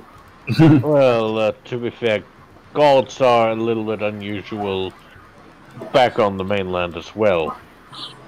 It's nice to see some of the gods, though. I've been talking to them for so long. It's nice to finally see my friends and talk in person. Some of them, some are not nice.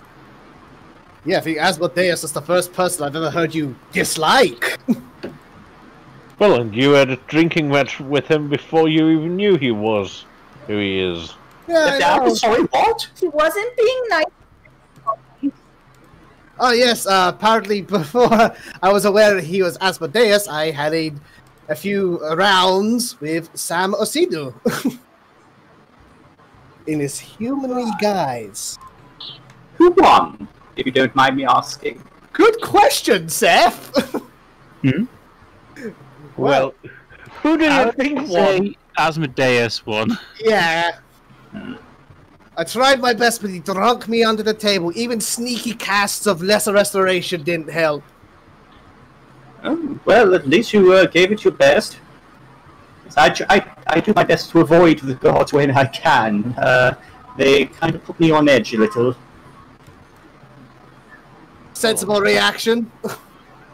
But, you gotta admit, like, after like meeting, like, I don't know, 5, 6. I'm losing count at this point.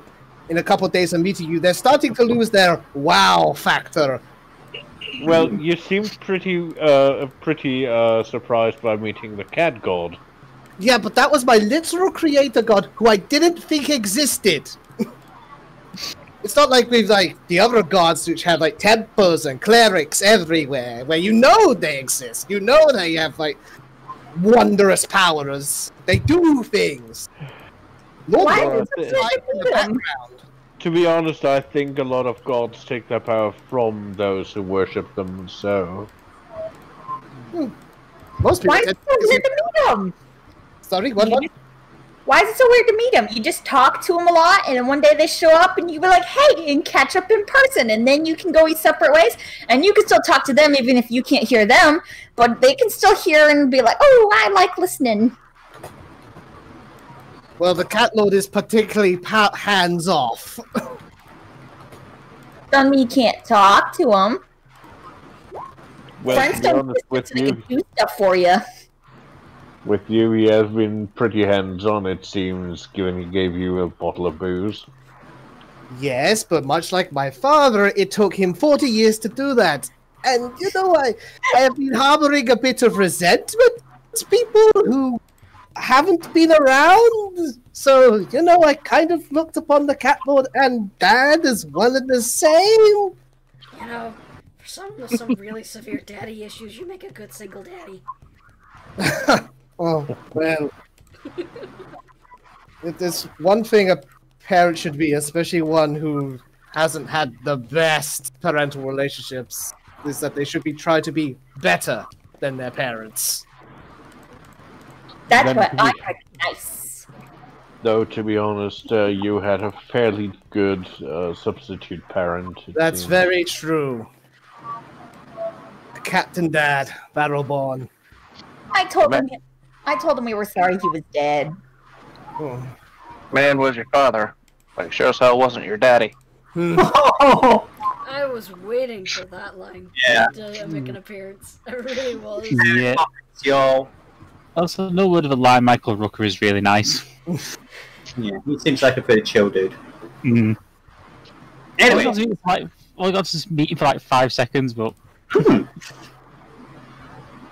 Well, yes, there won't be another man like Battleborn upon this plane of ours. Well, And there's always a chance for someone to at least try to fill his boots. Well, that remains to be seen. Now I think we have an appointment, don't we? I found out the hard way that people don't like it if you take dead people's boots. I'm not talking about his real boots, I'm talking about his legacy, what he left behind. As you Take make his whole your leg? way... That's a little bit extreme. Wait, can you see his leg? As you make...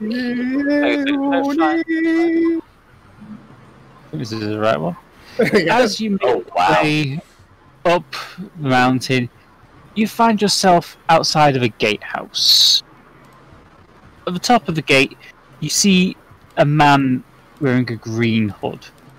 Who goes there? I wave both my hands enthusiastically.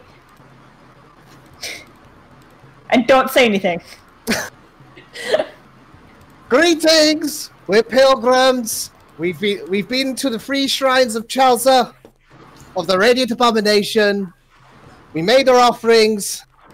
We have our black beads. We wish to present them and meet with shoot, what was his name? The Grand Grandmaster. The Grand Master. You just kind of see him duck his head back down a second, just...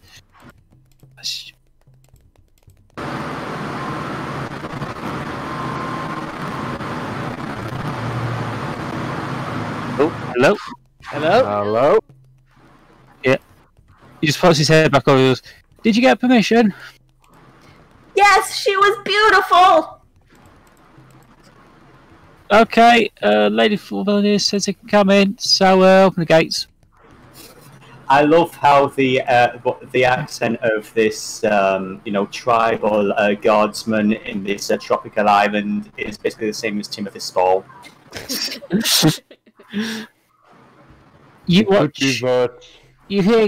kind of watch him quickly duck down again, and as you enter through the gates, you just watch this little halfling running down some stairs, running up to you. He goes, "Yeah, sorry about it.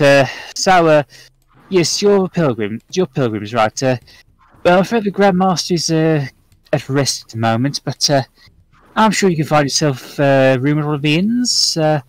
Is there anyone in particular who might be here which you want to meet as well?"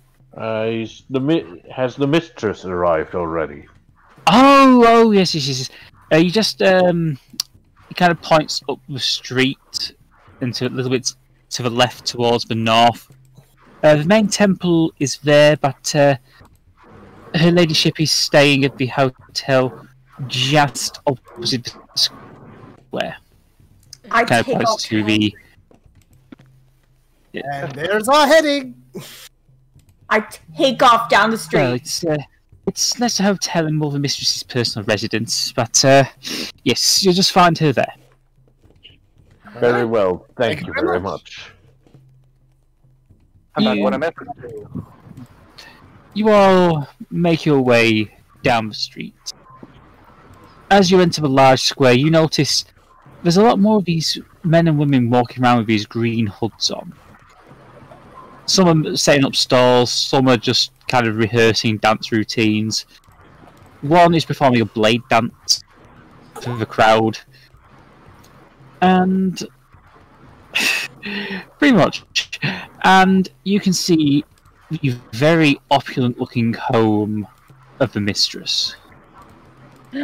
before I like take off, I remember the words that Holly told me that were, "Oh, this is like watching like from the Shadow Realm or whatever, watching you guys." And I was like, "My silly dance," and I go up to near to one of the people rehearsing dancing, and I just start doing a silly little jig and like turning in circles.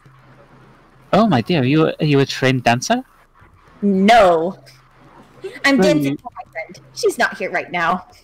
Oh, well, we are dancing for friends that are not here. It is a pleasure to meet you. Hello. I hope you will enjoy your visit. Sorry, Lizzie? I'm doing little two-handed waves while dancing in circles. What type of dances do you do? Oh, well, we have a range of dances. We have the Serpent's Dance, which is more sort of... Kind of starts doing a sort of few quick belly dancing maneuvers. But my friend... We have a Fire Dance. She teleports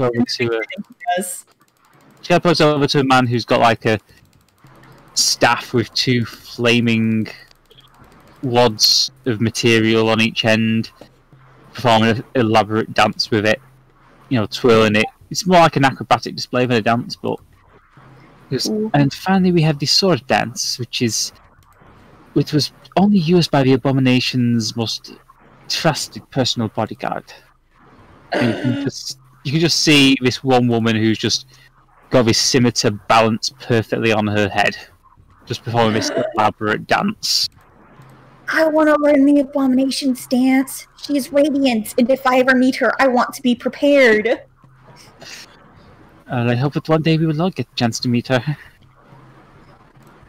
Give it 3 or 4 years, we'll see what happens. Yep. Yeah. In a few years, yeah. Yep. Maybe. Now just got that thing in my head of when we had Sean, Shemmel and Chris Sabat perform Step Brothers as Vegeta and Goku. Do you become best friends? Yep. But I'm doing little imitations of all the little dances I'm seeing in a mishmash of horrifying body movements, so... Alice, remember when we had a conversation about starting a cult again? Hey, look, it is not, I'm not the one who started this. Okay, maybe I started it, but I forgot, so it doesn't count, okay? I'm gonna start this cult, but I'm gonna finish it. Basically. Okay, minor spoiler, but yes. That's my plan anyway. Different character. Technically, my dear Anzilu, it didn't stop. We kept it going for you. In They the moment. They decided to never give you up, never gonna let you down. Oh my and you know the rest of the song. Yes, we do. I love it. You all... Nice. You make your way. Thank you for showing me dances. It is a pleasure, Miss Anarchy. I hope you will enjoy the rest of your stay. I will. I'm gonna go see Miss Missy. She's basically my mom, and I'm going to hug her so hard. As soon as you say that, you notice she does a quick hand gesture, which seems to be a sign of respect. Then I hope you have a very, very pleasant stay, miss. Thank you! And I rush back to the group and run circles around them. Okay, you all make your way into a rather opulent-looking palace. Rena is there waiting on the door. She goes, I'm glad to see that you all finally arrived. Feels like an eternity since we've seen you, Sister Arena. Hi! Hello, Anarchy. I see you've been enjoying the company of the performers. Oh yes, they showed me dances, and I wish to learn the Radiant Abomination's dance so I can be prepared if I ever meet her. Oh, that day the mistress will be most pleased indeed. Do you think she could find someone to show me? Show me yourself? I do not think she would be able to show you herself, but she would certainly endeavor to find someone to teach you. Yes! And then I can dance for Miss Missy too. Yes, I can dance for both of them. I'm sure she would be most pleased to hear you say that. Come, let us go inside. Sister, a quick question. How fares Mr. Repente? Repente, he is fine. He's fine. Still sedate? Yes, he is still under the influence of the venom. Just going to point out, this is the Teifling that was in the Mistress's hotel room, not the sister who was with Repente. Oh, my bad. That's Erinya, not names. Rena. Oops. Yeah, Erinya, not Rena. My bad. Abort! That didn't happen. Well, she would still know about what Repente's up to, so... Okay, good. Well, salvageable. There's also dragons outside. Yeah. You're shown... Just, midnight yawning. Yeah. You're shown inside the main hall of this beautiful residence. The wiggles are happening. The excited wiggles are happening. Yeah, the mistress is sort of sat on a little... There's like a little lounge area set up in the centre of the room towards the back. Is she busy? Does she have anything in her hands or on her lap? Is there anyone important around? No, she's just kind of sat there. I rush to her, bounding. She smiles and kind of lets you throw yourself at her. Yes. While catching you in a hug. It always warms my heart when you greet me like this, Anarchy. Hi, Miss Missy. Did you have fun? Yes, I got to see Holly again, though she had to leave. But she told me that she could see us from the Shadow Realm, so I'm going to dance for her sometimes. Speaking of dances, I met some nice people outside, and I've figured out there's a dance for the Radio Abomination, and I thought, ooh, I should learn that one so that I can dance for you, and if I ever meet Miss Radio Abomination, so that I can dance for both of you. I'd actually say that the mistress... So first, I would like everyone to actually roll me history checks. Yeah. Oh, not 20. A second. Yeah, Squish, you're too distracted by how opulent the surroundings are, but everyone notices that this is probably the happiest you've ever seen the mistress. Just want to point out too, I like how you have to roll history for that. Pretty close to midnight, and it's kind of obvious that she doesn't quite trust the mistress. But yes, I have brought Miss Lanchester. She's currently resting in her room. For what I can tell, at least.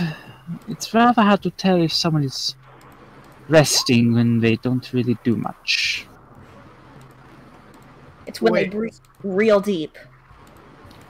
You brought Miss Lanchester from our ship.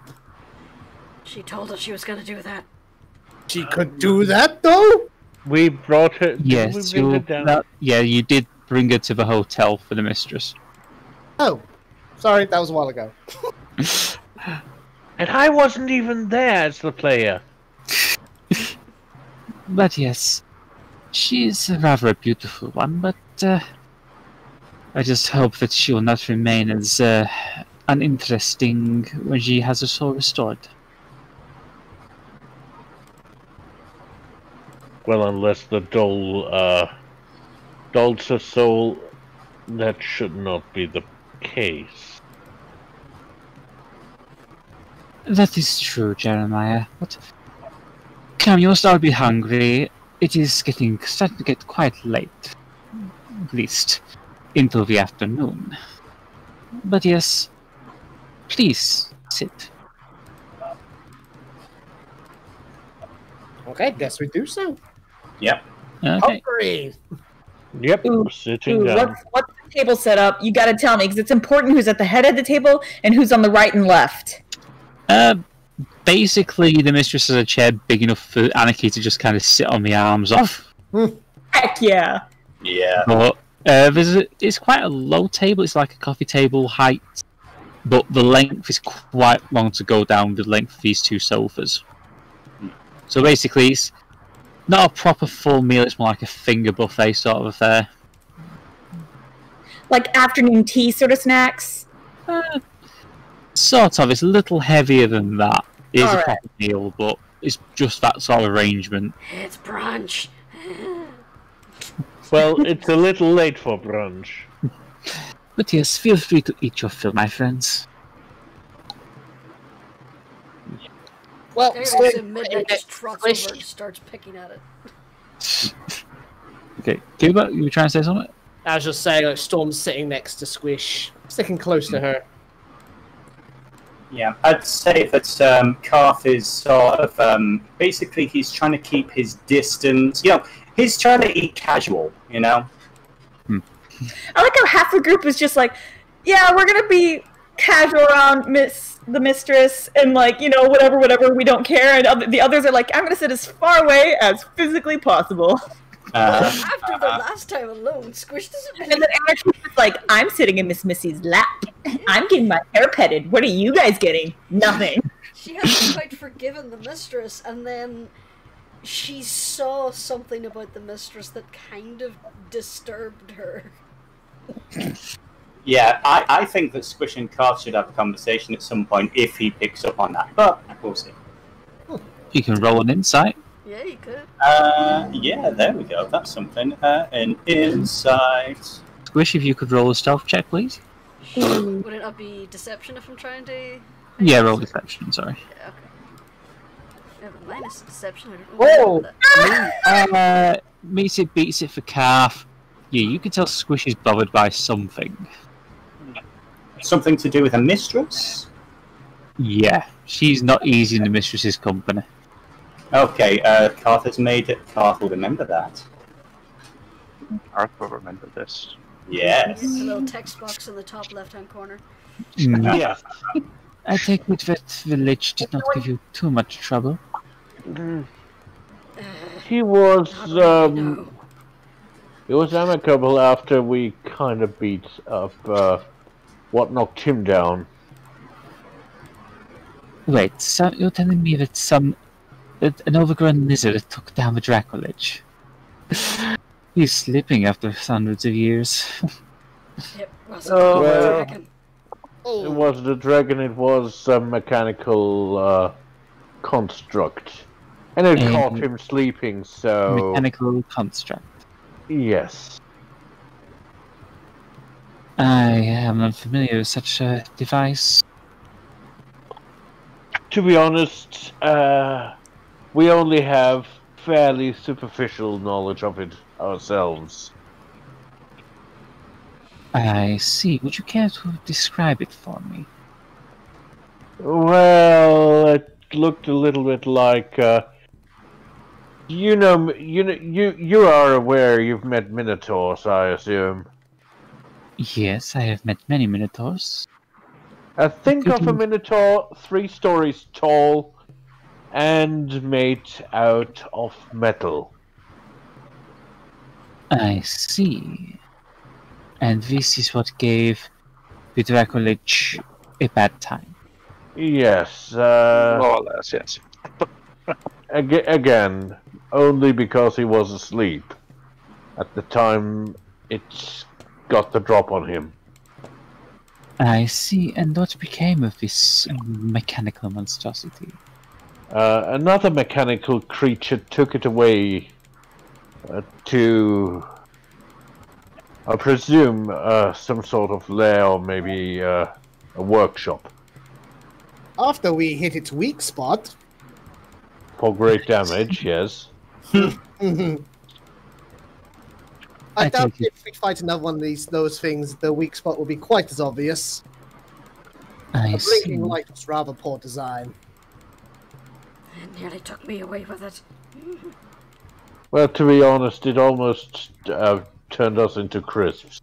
Yeah, that flame breath. Woo! Yes. Flame breath. Yes.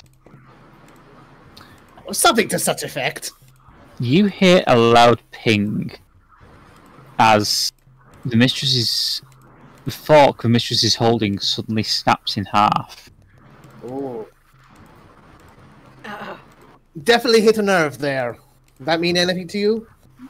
She kind of looks at Anarchy. She goes, "I trust my dear Anarchy was not caught in the crossfire." Oh no, No. She stayed out of No, it. we made certain that she was out of harm's way. She's protecting another member of our party. Good. Dude, all of you just tripped over yourselves, and that was amazing. She goes, "Good. I know I can depend on you all to look after Anarchy. However, anyone who would send such a thing after her, well..." Oh, we'll cut them down where they stand. I'm glad to hear it, Mr. Storm. But rest assured, I would rather do it myself. Well, if you ever need backup with that, we're right here. Oh, my dear. I have a feeling she won't need it. Storm. Yes, but it's the fort that counts. The thought is appreciated, but in practice, you would just get in my way. Miss Missy! And like Anarchy's blushing and like pushing their hands into their face, like, oh come on, a parent embarrassing me. Oh, my dear, you are precious to me. I could not allow such ruffians to attempt to hurt you. I hug her from the arm of her chair. I must say, Mistress, you've been teaching Anarchy well. I mean, for the past couple of days, she's been like practically invisible. We almost forgot she was there. I gave her some pointers. 10,000 years of knowledge is bound to rub off on someone occasionally. Mm-hmm. It's all right. I feel that I can relax a little about myself while we are here. I'm sorry. You said 10,000 years. You're such a I do not intend to sound crude or anything, but you look maybe at most 150. You flatter me, Jeremiah. But yes, despite my elven heritage, I am considerably older than I look. Miss Missy is beautiful all the time. Elven heritage. Well, yes, I was born in Chult 10,000 years ago. Both my parents were elves. And I stood at Anzilu's side, watched her conquer it. Oh, those were wonderful days. I wish they had never ended, but still, you'll be reading Radamanthus tomorrow. I doubt he will be as willing to reminisce as I am. Poor dear. His immortality did not come easy.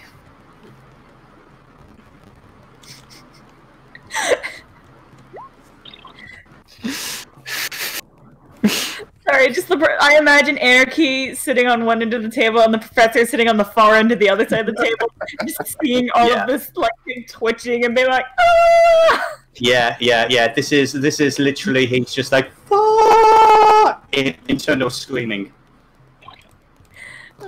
Anarchy's just happily eating their way through this tense conversation. I love it. Just gonna say, the mistress is very much aware. Oh, good. Of Squish's discomfort or the professor's discomfort? Both of the above? Both of the above. I wonder if she knows why Squish is so uncomfortable. She doesn't. She doesn't know. Good, because she would probably get Squish killed for knowing that. But yes, once you've eaten your fill, there have been rooms prepared for you, so I trust you will enjoy your stay. Oh yes, I'm very sure we will. But Mistress, pardon me for asking a personal question. You seem to know an awful lot of people in this realm and many others. I'm wondering if you know of a man. I know of many men, my dear. In many ways. Jeremiah's blushing now? I'm just curious if you've had, like, any run-ins with the pirate lord Salt Upon the Breeze at all. Oh, him! We have met from time to time. He's a little rough around the edges, but generally harmless. Speaking of pirates, I forgot to tell you, Miss Missy, I learned there's a pirate king, and I was gonna be like, oh, I'll fight him to become pirate king myself, but it turns out they vote pirate king, so I'm starting my campaign. Vote for anarchy! Oh, my dear. It is good that you have ambition. But I yes, will be the best captain. we don't doubt it, Anarchy. We have complete faith in you. Yes, Captain Coogan is a gentleman. Certainly more of a gentleman than Salt on the Breeze, but that's neither here nor there.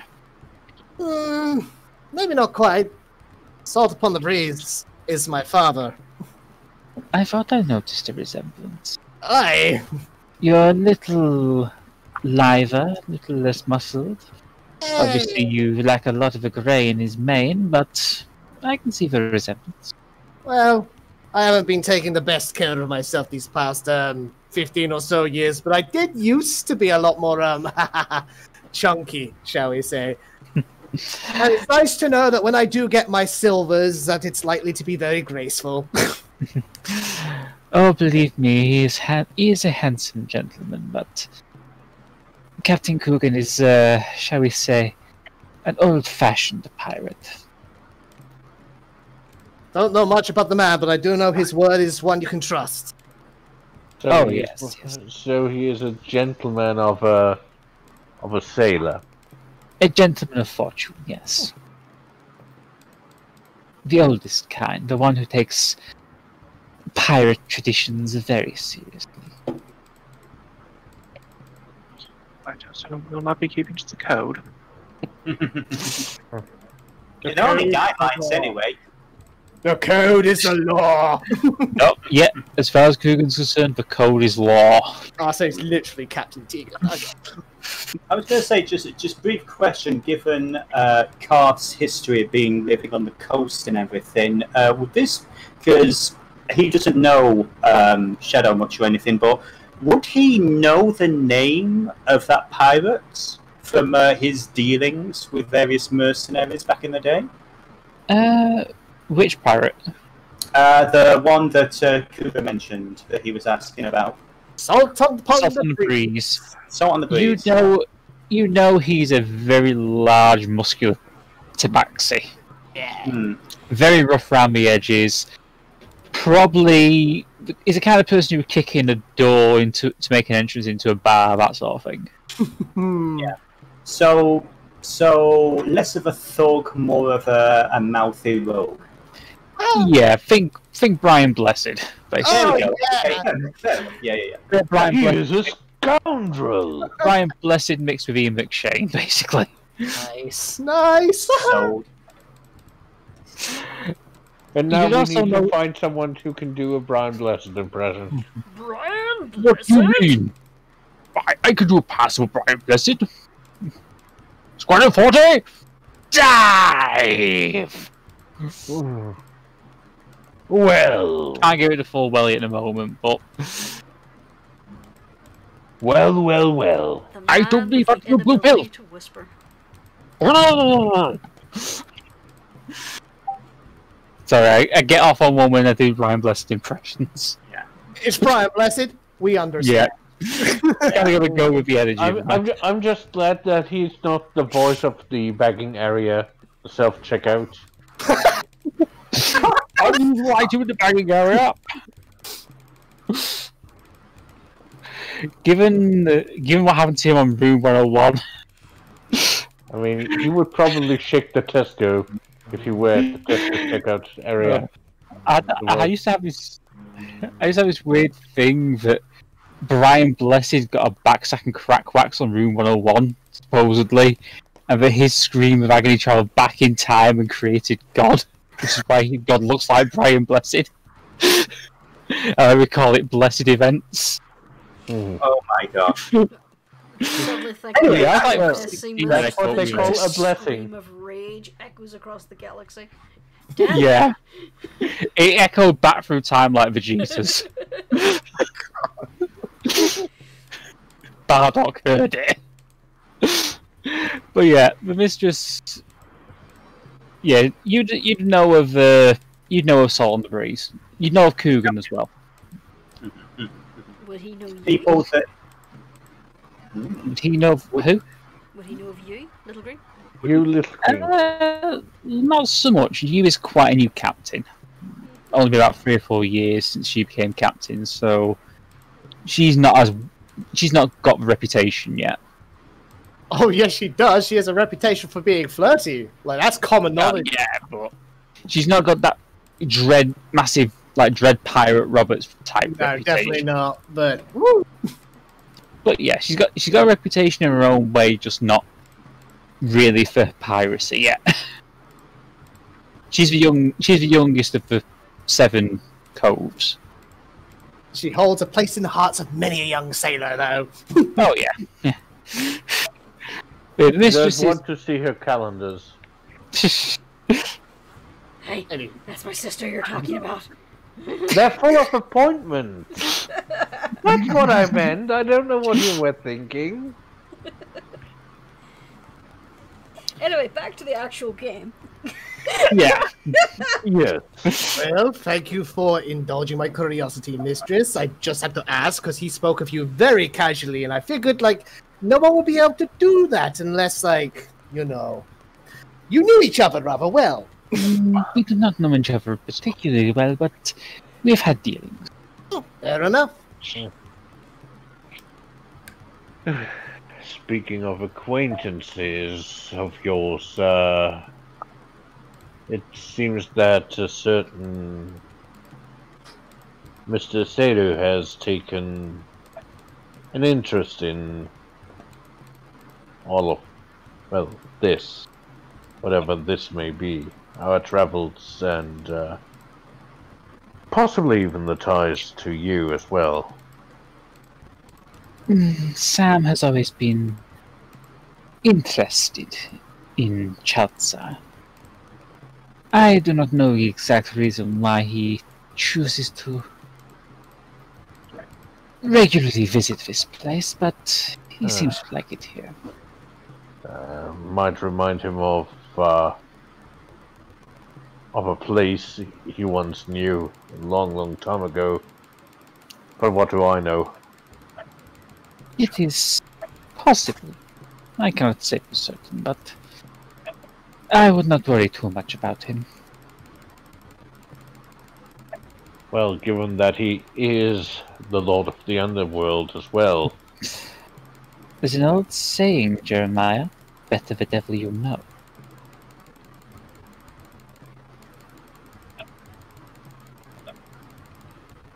There's also the old saying of keep your friends close, keep your enemies even closer. Precisely. I have no reason to believe that Sam is my enemy. Quite the opposite, in fact. He's quite a charming gentleman. But I know better than to trust him too much. Does that mean I have to keep Asmodeus close? Because he's a stinky bun man. Oh, dear Anarchy. I am glad that you do not fall for his charm. He was mean to Miss Holly and Sammy, and I'm not about that. Just we're going to clarify. Is it Asmodeus or Asmodeus? Tomato. Yeah. Go with whichever you feel It's comfortable kind with. of British versus American pronunciations, really. Either or. So good, Yep. we know who you mean.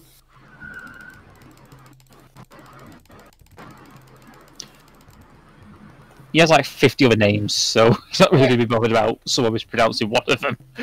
One Yes, we have many other names. the text Stinky man. bun man. He also probably goes by the name the Text Man.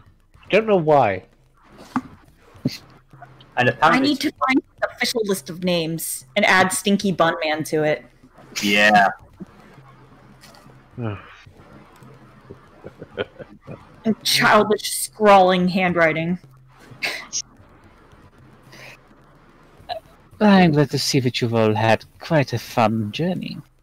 Well, That's a word for it! you could say that, yes. I got to play in the river today.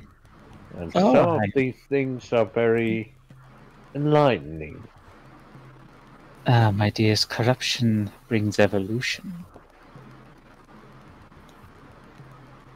That is what the pilgrimage was about.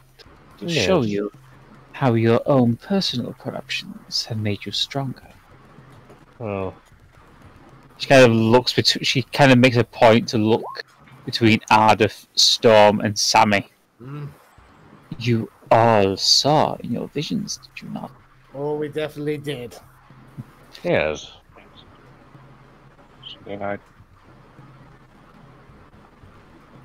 Something I hope to never see again, but there it was. These were things we had to see, Sammy. We don't have to take any joy in it. We can only grow from the things that we keep in mind. Exactly. We forget who we were, we forget who we are. Precisely. That is why I do not trust certain gods.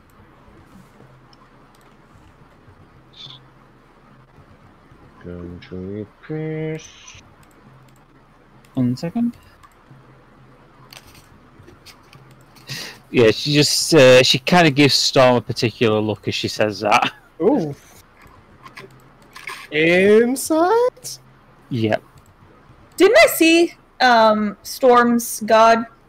Yes, you did see Rowan at the village and at the. Yeah, you saw him at the village memorial. And he saw you. Yeah, good luck hiding from like the fucking cat lord. I just waved at him cheekily. He loved that. So yeah, 20 insight, modified. Yeah, you can tell she has no problem with you, but the cat lord, she does not like him. And you can tell it's something very personal. Oh yes. I didn't even know it was the cat lord, did I? I just thought it was some dude who walked through a portal. Yeah, I remember that discussion. The cat lord couldn't grant a wish to the mistress, and she's sour about it. He granted her wish. Oh. Just not the way she wanted. Ah, yes. Mm. The whole genie dilemma. Well, I'm not gonna kick that wasp nest. well. What if you forget who you are and you grow in a different direction? Then it was meant to be. That is the whole point, choice. You defy your destinies. Or you embrace your destinies. By defying your nature. It is chaos, my friend. Boy, That- that's true. That is Anzilu's guiding principle. Corruption and chaos.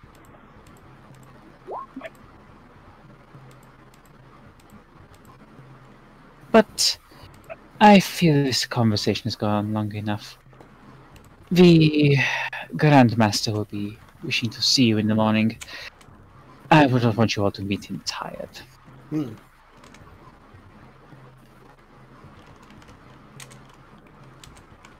So, I shall say a good night to you all.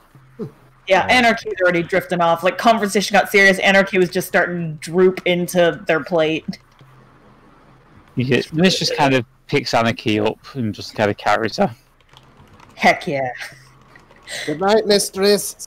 Nice talking to you Good night, again. my friends. It was nice to see you again. And I look forward to tomorrow. Like I say, bear in mind that Radamanthus is... His immortality came at cost. He looks a little bit worse for where I understand. Very much so. But good night. Kind of leaves, takes Anarchy back to the little bedroom she has ready for Anarchy next to hers, then heads into her own bedroom. I suspect the guy is more of a shadow of his former self than anything else. I wonder if he's going to be lucid, or if we should expect him to be a bit, wacky.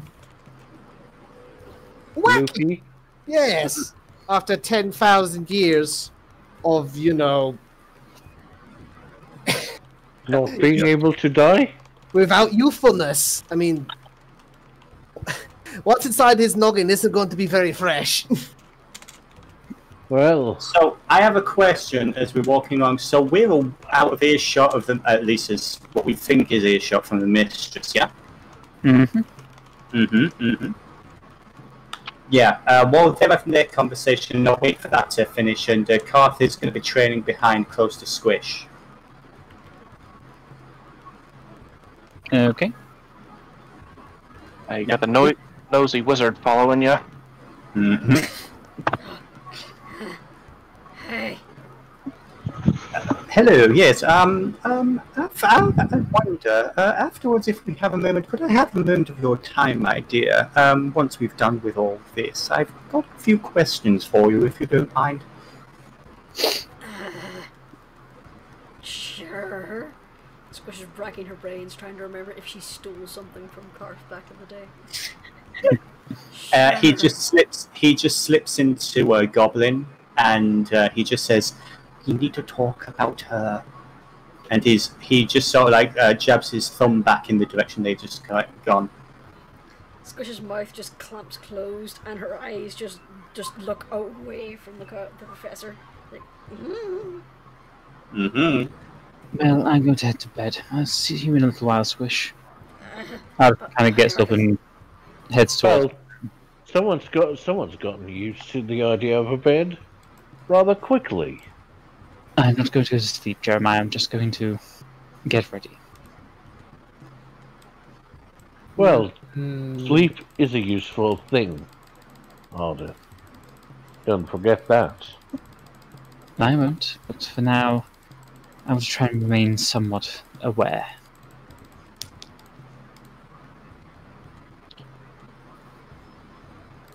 Ardeth makes her way back to the room. Well, everyone got their own room, or do we have to bunk again? No, there's rooms for everyone, but the mistress knows that Ardeth tends to stay with Squish, so... Did Karth get his own space, or is it because he was kind of an unexpected arrival? No, he's got his own room as well. The mistress knew about you coming in, so Can't pull one over the mistress. she's basically had these rooms prepared. She's basically had time to get rooms prepared while you were eating, so... Okay. So, Samael. Human, Yeah. huh? Yeah, That's a thing. it was. Didn't know. So do you, appreciate Bahamut's gift, or would you go back if you could? Why would I disown Bahamut's gift? He saved my life. I owe him everything. That's fair. That's fair. It's a very good way to look at it. I just wanted to check in. Everything's been so crazy today. It just kind of felt like you just kind of got left to the wayside there. Just checking in on you, buddy. I mean, yes, I still despise that witch for what she did to me, but I'm alive.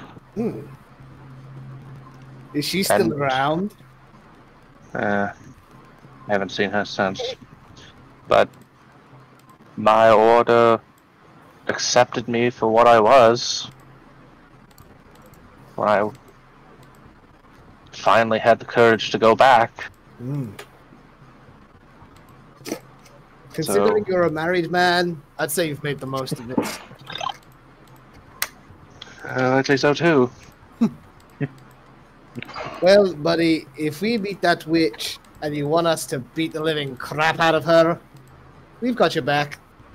Yeah, and at the end, we all come out as different species, or what? Yeah. I suspect she has more where that came from, at least hypothetically. Though, it's been a while. Maybe even she has passed of old age. Before I forget, related note, Bahamut knew we were there. Yeah, that was kind of curious, but I think when you're a god, You can see both the future, the present, and the past. The truest of true sight. That's just the thing to take away from it. Another god has us in their sight, but specifically dear Sammy here. He always has me in his sights. There are a few gods. There is at least one god I wouldn't mind having her eyes on me, to be honest. If you're catching my drift. I'm sorry, what? Yeah, I'm probably not following because there's been a whole discussion about gods and their family trees today, and it's all been going right over my head. So yeah, I'm probably going to have to ditch the subtlety. Really? Well, who is the goddess of love? Sune?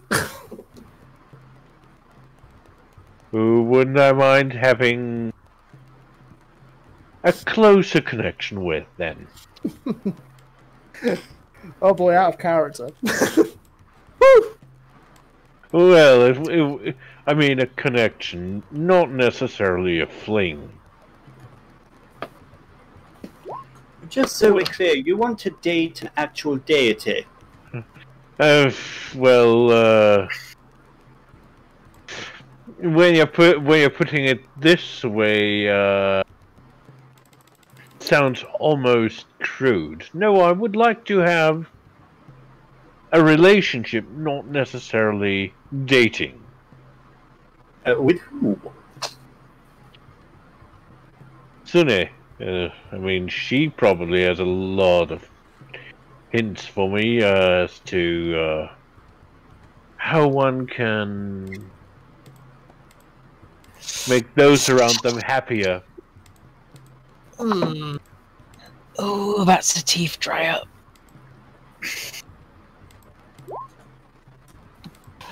That's okay. Yeah, it's a. Look at when you're stuck in the teeth. Yeah. I gotcha. Yeah, I get what you're saying. Yeah. So look, at least I'm not trying to go into Tiamat's. You would be safer with Yeah. Tiamat. Yeah. Yeah, that's about Safer with Tiamat. Yeah.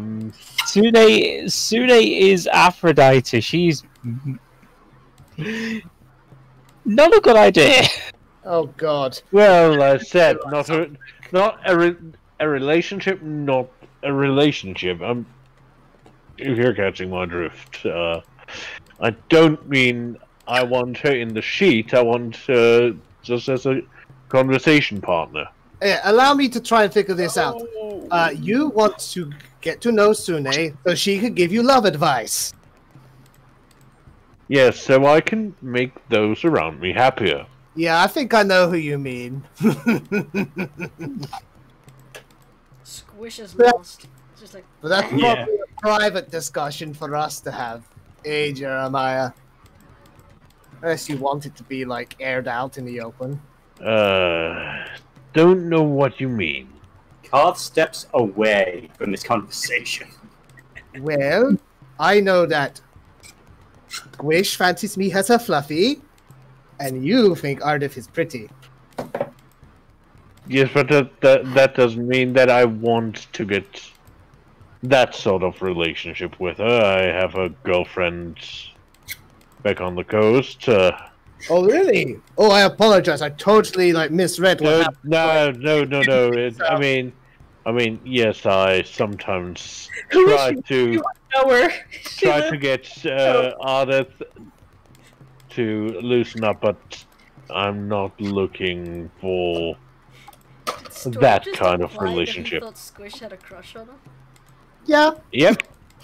What? I like Ardeth, but not in that way. Okay, fair enough. Totally misread that. No, I understand. I sometimes give off rather mixed signals, especially thinking of Yeah, that one. Yeah, should have taken less of that. Happens to the best of us, my friend. Yeah, I mean, it would have been a very stupid idea.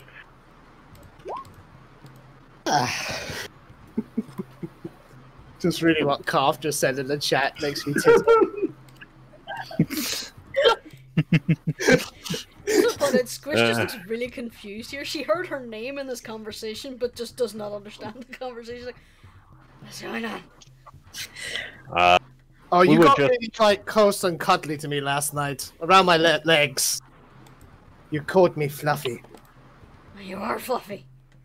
That I am. Very much indeed. You need to keep in mind. To be ashamed of. You need to keep in mind that Squish is not necessarily thinking of one thing when she says another. I know. A lot of double entendre seems Goes to pass right her by. Mm-hmm. There's only Dude, one entrance. Anarchy leaves the party. This is what it turns to. Yeah. Well, She's like pointing towards the door, but there's only one entrance. yes. And that's what I mean. You prefer straightforward one entrance talk. Wait, not I two tuned out of the entrances. conversation. Let's moving on. No, we were not being lewd. They're implying that Squish has a crush on Storm, but Squish is completely oblivious whenever it comes to stuff like that. She's Jeremiah's tracked. trying to explain that this shit goes over her head, and she's just getting more and more confused. Mhm. Speaking of an entrance, so we at our destination yet? Well, we are at our rooms, yes. That would give a good idea for Squish and Calf to go and have their conversation. Joe, I'm just gonna take a swig of his water skin and just go like, good to know, Jeremiah. Good to know. I'm not that thirsty. Oh no, I meant about Squishy straightforwardness. Kind of got the hint of that, but now I know for sure. Now Jeremiah looks at him confused. This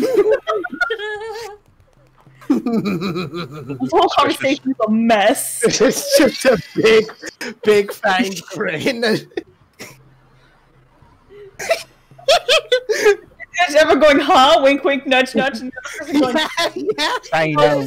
Okay, I did. Going, I'm innocent. Mental note: be more straightforward.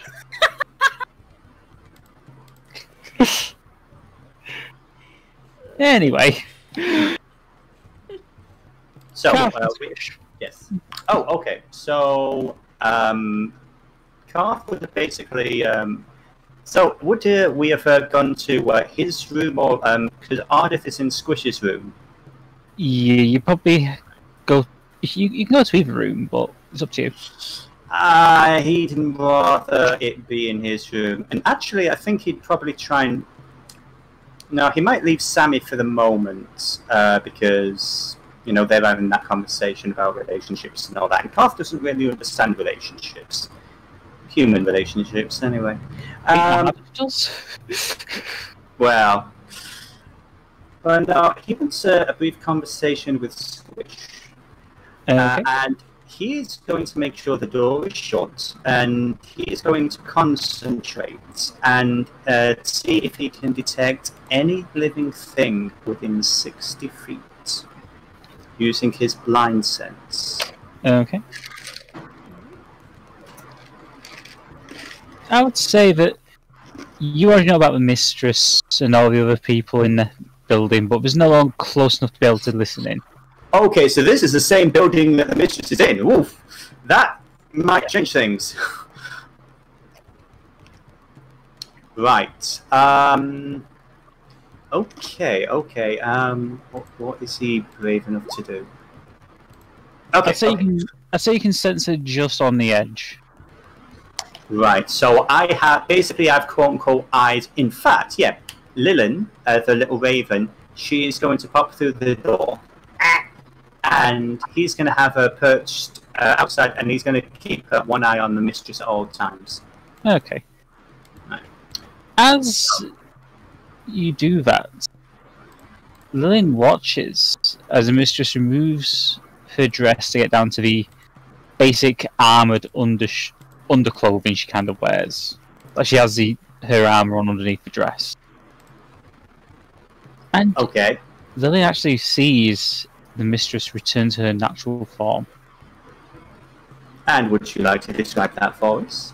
Yes, you watch as the elegant blonde hair and the tan skin is replaced with white and grey as the elven features melt away, revealing the changeling.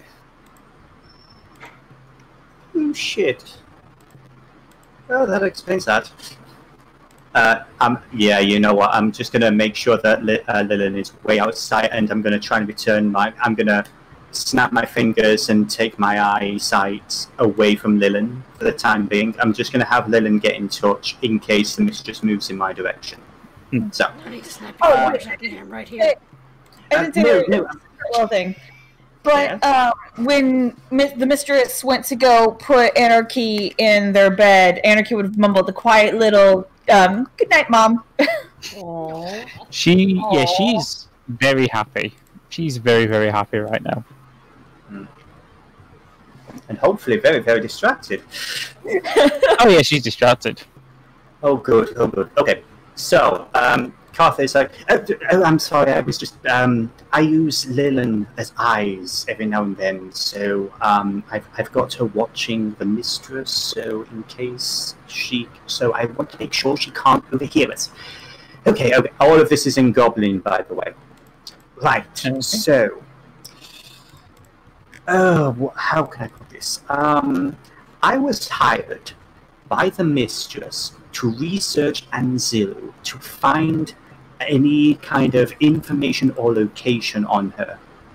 The reason being, 3 years ago, or maybe 4 now, there were a couple of mercenaries hired to go to Chult to follow up on the mystery of Anzilu. I believe that they actually found her, woke her up, and took her somewhere. I've been trying to find out where she is. And between you and me, I have been destroying every trace, every record, every scrap of information that can lead to Anzilu. Well, as I said before, Anzilu, literally, the name's abomination. She's a monster. Oh, yeah, okay.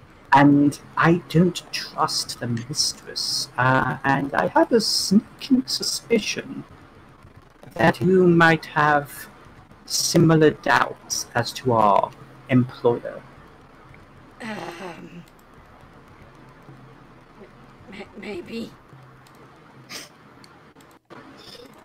I want to reiterate the fact that I have no idea about this girl whose soul was captured and all that, and I promise I will do everything I can to help her, but I am the only person who knows where Anzilu is right now.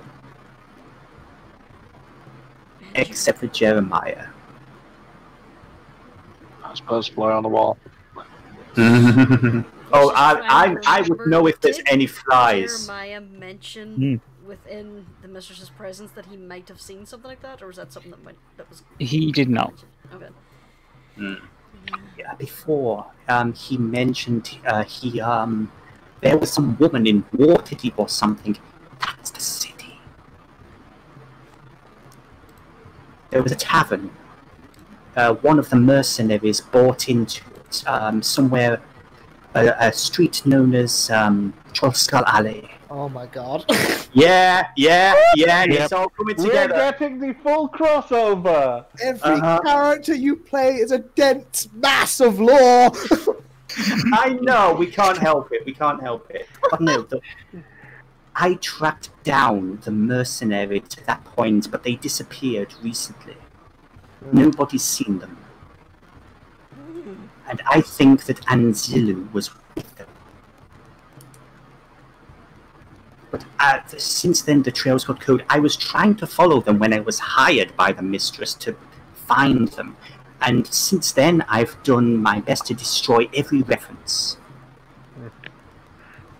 There's another reason, I suppose, but we haven't spoken that much. But I want you to know you can trust me. I don't trust the mistress. I don't trust the people that she's collecting.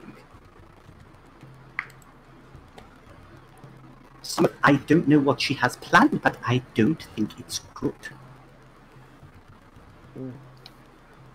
I don't know about plans.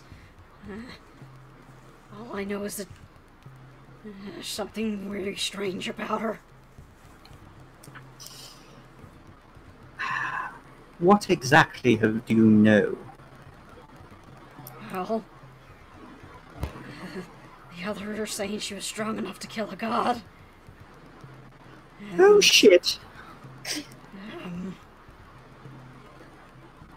See, Squish is like kind of nervously glancing towards the door. It's like, honestly, I don't know if I think I should say.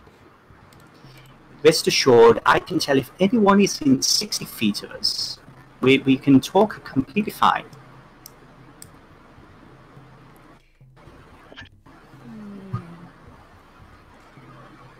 Incidentally, Karth is keeping a very strong ear out using tremor sense and everything. I would have said midnight to bed too, by the way, so he's up with Ardeth. Squish just kind of like beckons him to come just a little bit closer. He does.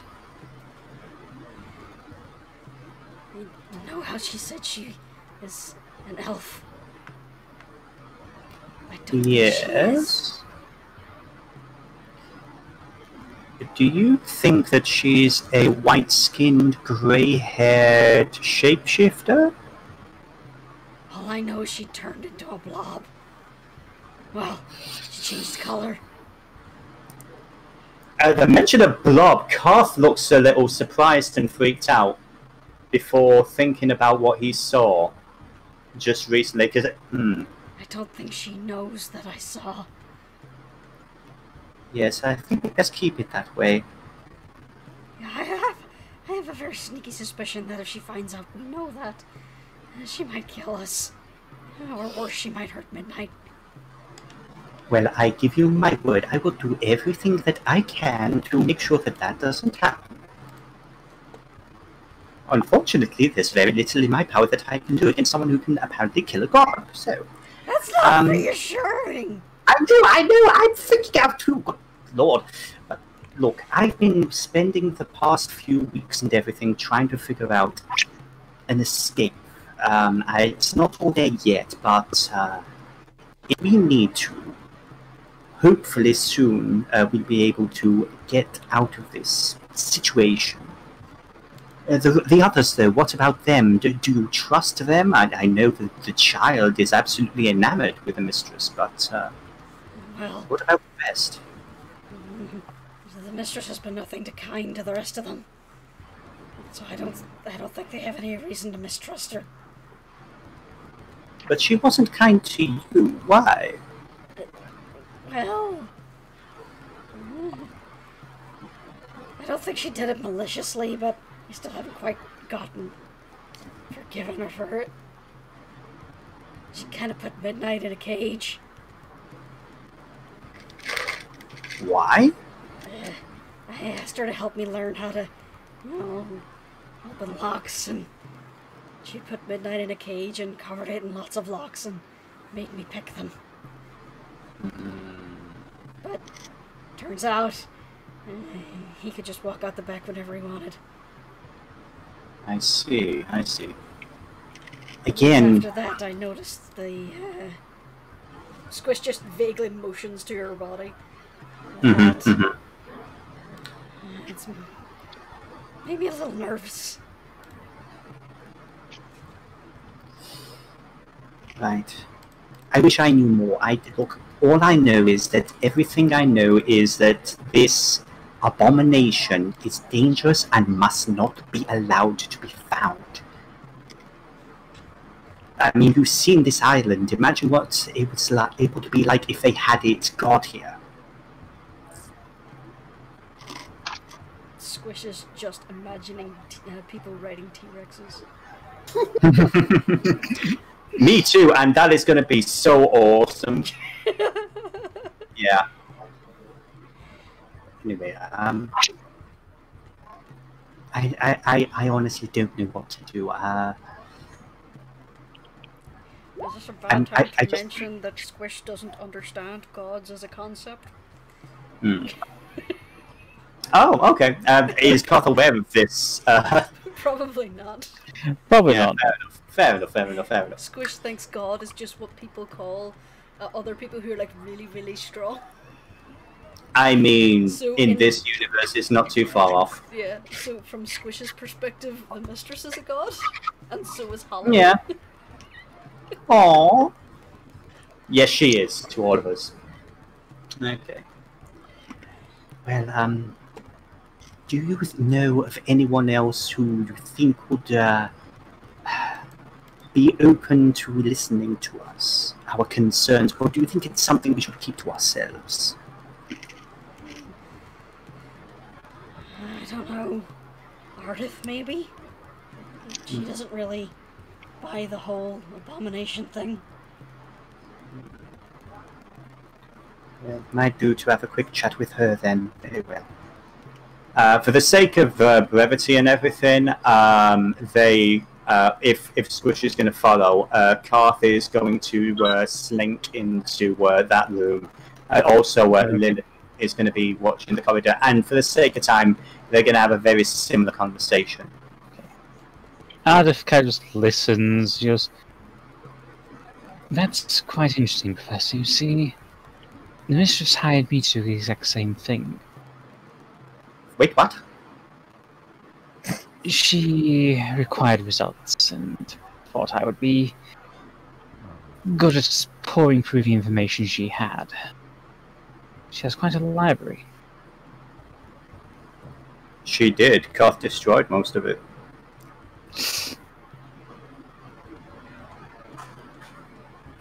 Ardeth kind of... Does he actually say that? No, he doesn't say that, but he's thinking right. it. Edited it. Ardeth is just kind of got... She's taken her mask off, she's got kind of like a... Did you edit it with fire? Yes. That would have been noticed. That would have been noticed. Sound very strange, but... I think her reasons for wanting to finance it were more personal. Well, considering the fact she's apparently 10,000 years old, the same age as the abomination and everything, they probably knew each other. Personal makes sense, but I need more information. I don't trust this. I just don't trust it. But if the group, I just want everyone to be aware that this is what we're doing, apparently. Helping to raise a god. I don't really think... Again, it seems... When the mistress talks about her, she sounds nostalgic rather than power. Does Ardeth need to make a persuasion check against Karth? Probably... I'm so sorry you broke up there, Seph. Oh, well, shit. Never mind. Yeah, so yes. Who just did.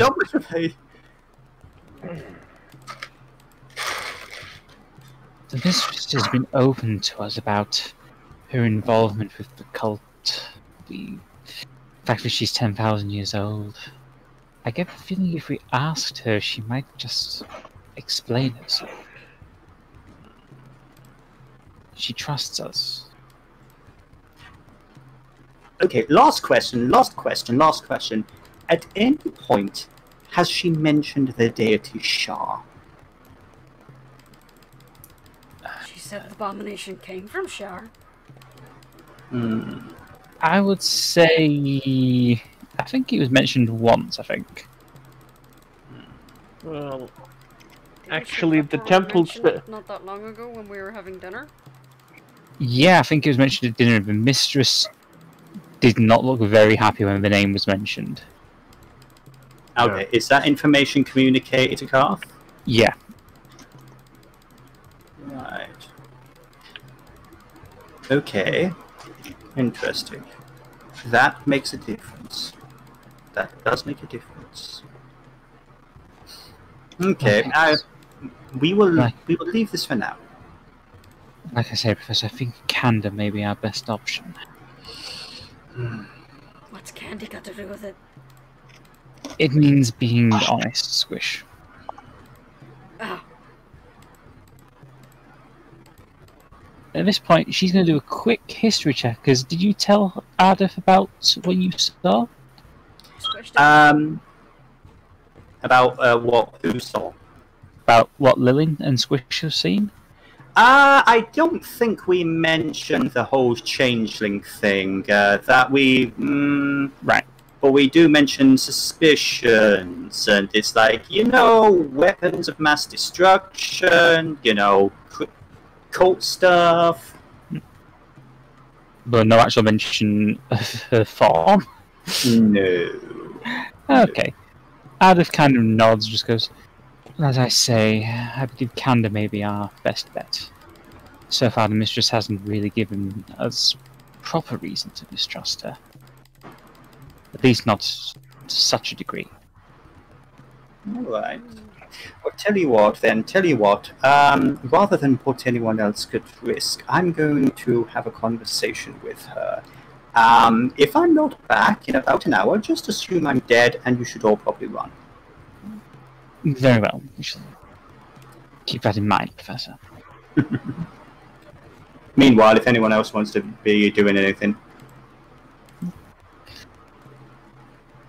Sammy, I think Sammy at this point is gone to bed. So is Jeremiah. Okay. The mistress has gotten ready for bed. She's kind of she's wearing basically her nightwear and like a dressing gown sort of over the top. There's a very respectful knock on her door. There's a second, and she goes, come in. Door opens and Karth walks in. As you walk in, her hair's down. She's not wearing the mask she usually wears. She looks quite beautiful.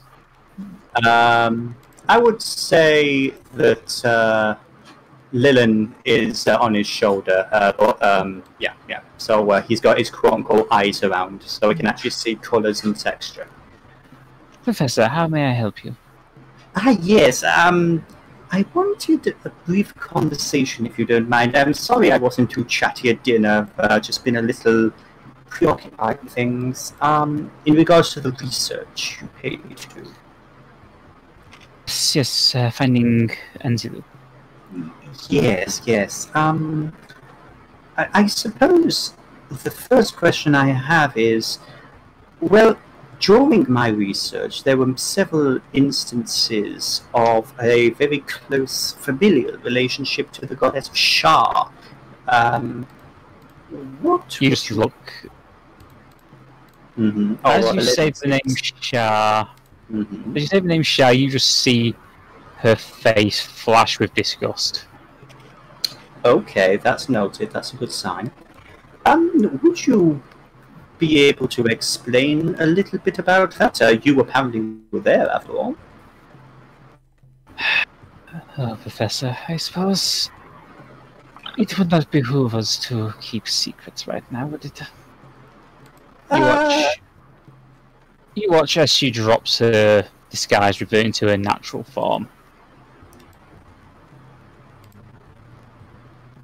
Yes, I should probably explain. It's nice knowing Karth. Chat, our boy. All I'm gonna say, kids, you've never met Karth. Carry on. Well, she if kind you of ever looks. Can't have 2 character deaths in a week. Over. She looks at Karth and just goes, I take it you have never seen anyone quite like me before, yes? Genuine question, would my character be aware of changelings like this? Or at least the race known as changelings? Roll me a history check. Yeah, it would be a pleasure. Because I definitely know about people pretending to be something they're not. Yeah, you know that there's legends of these creatures that are born without faces of their own. They possess the ability to change their appearance, but you never actually seen one before. I confess, I've never, at least to my knowledge, met one of your kind before, but I have heard legends, stories, whispers. It's a genuine pleasure for you to show such trust, my lady. I see no reason why not to. But 10,000 years ago, I was an elven woman. My name was Elora, and I stood at Anzilu's side as she conquered Chub. Together we slayed gods and mortals alike. Those were happy days for us. I'm sure that the people you were slaughtering might have had a different opinion, but okay. Yes, it is to be expected, but no. Shah's daughter, Anzilu's mother, did not take kindly to her ambition. She fought us, sealed Anzilu away with her mother's power, and myself and Radmanfus had to run for our lives to Chalza. It was there that the few of us who were still loyal to Anzilu made our last desperate attempt to escape. The Circle of 11, the mages who served Anzilu, teleported Chalza to the Maelstrom Islands, which is how we got here. So, when you say that you were cutting a path of destruction through Chult, you were against Shard while you were doing this? Or were you just normal people who just happened to be... I'm not judging, I'm just curious. He's totally judging. It was a combination of the two, but primarily Anzilu did not care for her grandmother. It was her attempt at rebelling. Right.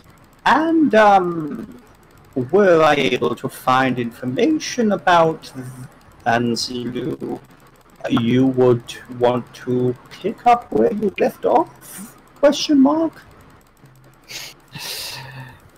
Why would I need to forge an empire when I have one of my own, Professor?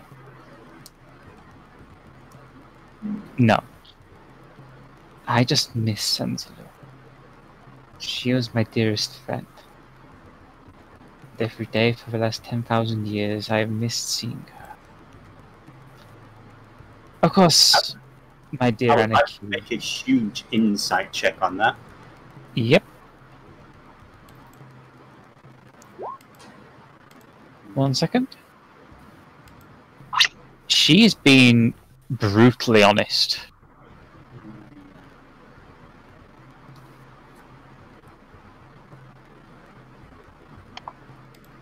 Alright. My next question, if you do... I'm sorry, you were about to say something about Anarchy? Yes, my dear Anarchy, she means the world to me, and right now, well, I would do anything for her, but at the same time, I would like to have both of them in my life again.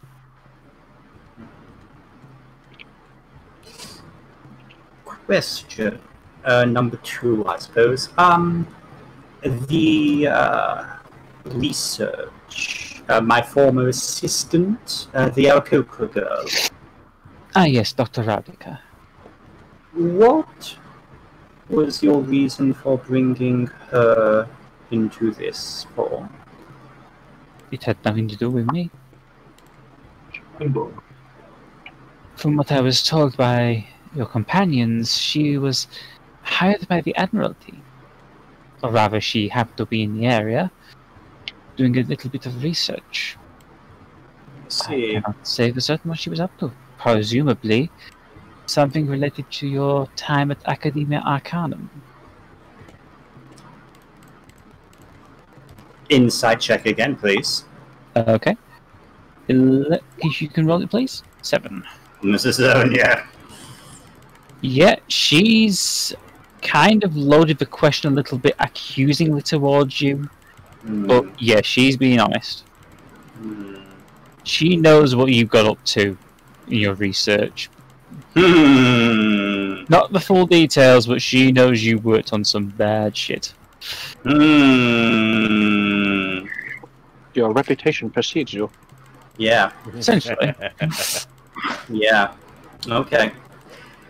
I see. So, considering the fact that you're willing to hire just about anybody, how do I put this? What are your intentions in regards to my research, quote unquote? My dear Professor, I hired you because you are a wise and learned man.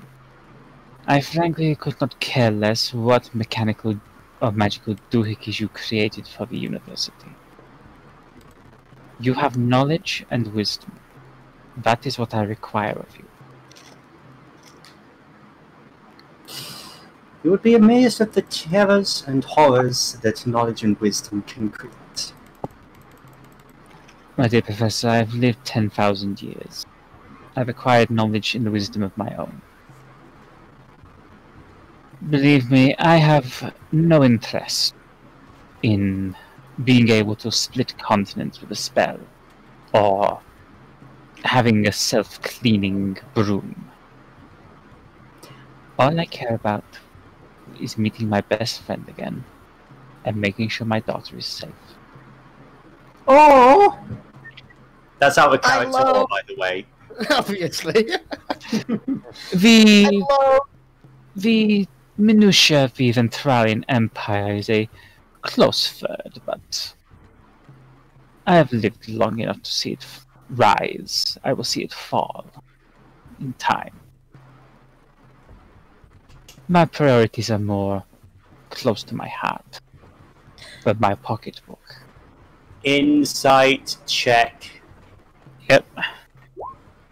Yeah, I love how my insight's getting low though. It's just perfect.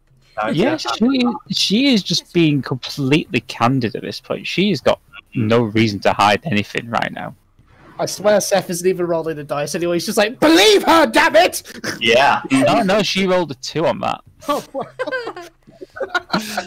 So useless. Those are my dice. You can't have my dice. Oh, mine is digital. But yeah. Mine aren't. Okay.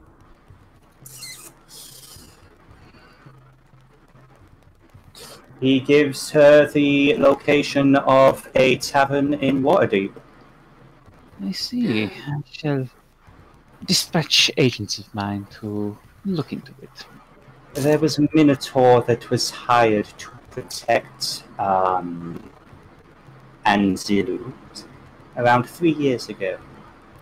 They went off the reservation and haven't been seen since. The last known location of that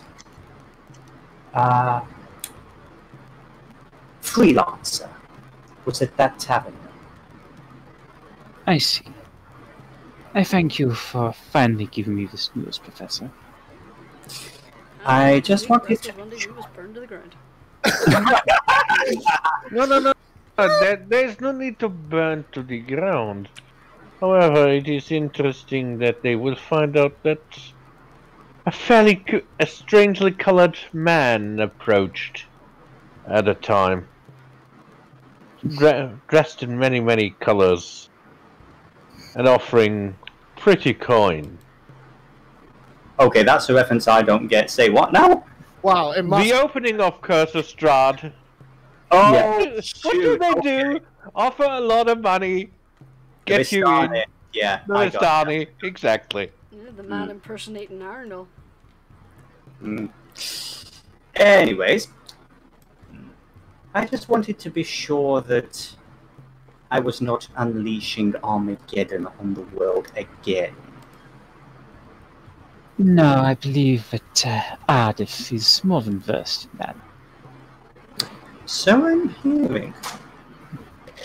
You tend to collect interesting people. I collect people who I know can get the job done.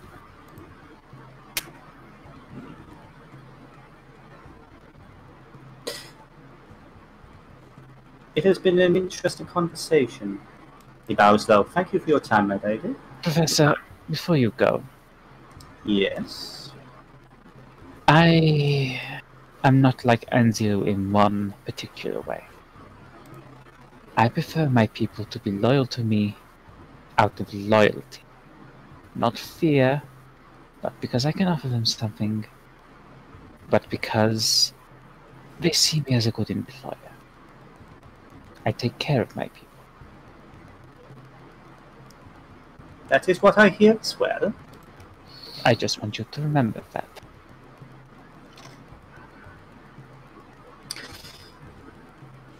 I will keep that in mind, as long as you keep in mind the fact that I could have easily walked out of here with the information that I had. That is very true, Professor, but as I said, you are a man of intelligence and wisdom. You saw. Also, he would have had to kill Jeremiah. Oh, there's no problem there. But anyway. Yeah. You saw the wisdom in giving me the information. It proves I was right to trust you. Well, any enemy Shah, something at least. Oh, believe me, if I could march straight into her domain, carrying a banner of Selune and jam it straight through her foul heart, I would. Carth suddenly feels a lot better about his decision. Good night. Good night. He bows and leaves. Alive. Yep. So, has everyone gone to bed? I actually did figure something I would like to do super quick. So by Go on. now, Waves should have gotten back to Ocean's Bounty. Yeah? Yeah, he would have got back. Yeah, I'm gonna check the letter from Asmodeus that basically betrays where the Cat Lord is at all times, and I'm just curious, where is he? He is currently in Waterdeep. Oh, interesting. Oh, sure he'll poke his head round Ocean's Bounty sooner or later. Alright, bedtime. Sir, what can I She was get you? waiting until she saw Carth come out.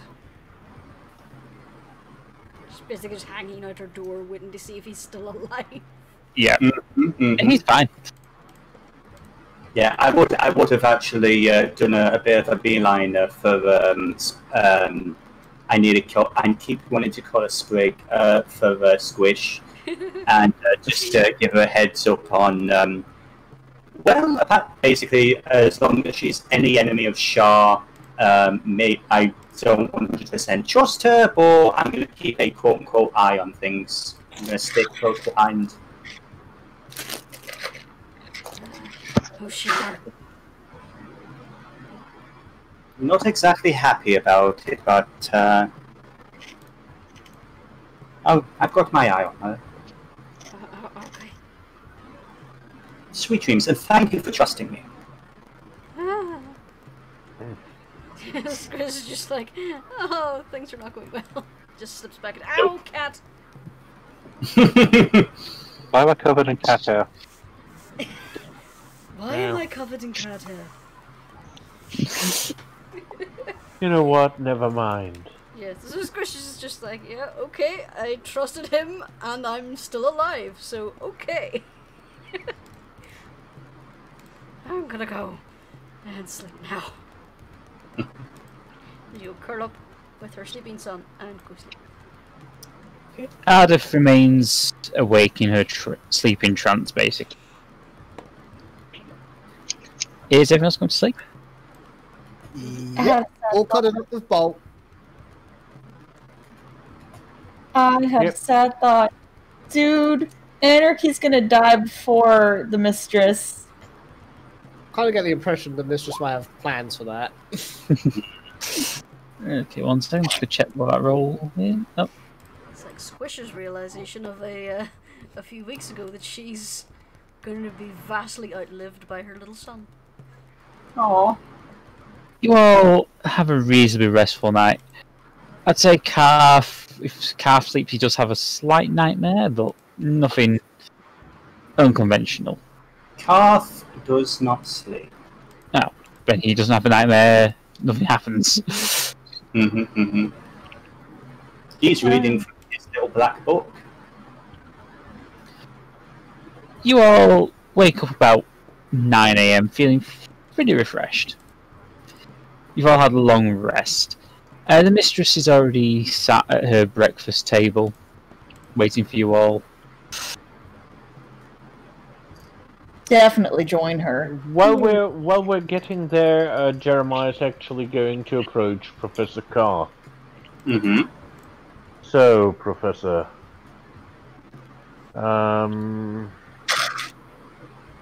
what's your stance? I'm seriously thinking about informing her.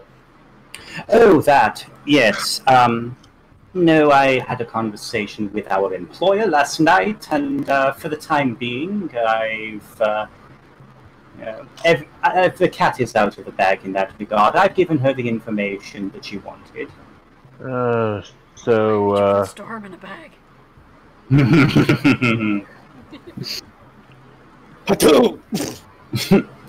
It's an expression, my dear. In the common tongue, it basically means that it's too late now. The secret is in the oop. Okay. Well, I mean, I could tell her what I remember from our short conversation with her. From my short conversation with, what did she call herself? Emily? I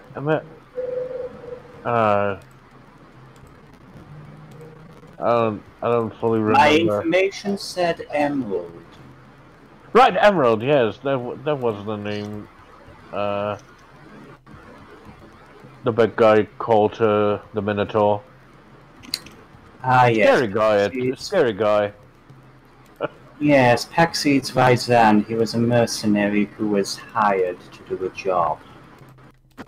Yeah, they wanted me to join them on a job as well, so that's how we actually got to talk a little bit. And what job was this, if you don't mind? It was just guarding a few merchants coming in and out of Waterdeep. Wasn't really interested in it. Well, I suppose a direct line to her friend, beloved. I'm not exactly sure of the relationship, but I'm sure she would appreciate any insight you can give. Okay, but I wanted to go by you because you trusted me enough not to say anything. I confess I was mainly concerned about a follower of Shah or the weapon of Shah's creation being put into the world, but from what I've gathered, the mistress is actually an enemy of Shah, as was the abomination. So, we will have to see if this is good news or not. The enemies of my enemies are my friends, in a way. As long as they're not another enemy to worry about, that's all that really matters. But yes, I would absolutely have a chat with the mistress about that, and thank you for keeping hold on that for me. Well, I wanted to give you at least a chance to get a bit more information out of it. So, and well, ultimately, prove me right or wrong. If you had proven me wrong in my trust in her, then of course I wouldn't have said a thing anymore. Oh, I think that she is very dangerous and needs to be watched very carefully, but I think in this regard, she has everything she wants already. Well, except for her friend, apparently. Must be a very special bond. Don't know how things were 10,000 years ago. That's a time I can't really imagine. Me neither, my friend, me neither. And it was my job to study such things. It's like thinking of houses of people who built houses afterwards. I'm sorry you lost me there. It's a bit like a house built on a house. You have to dig out the deepest house.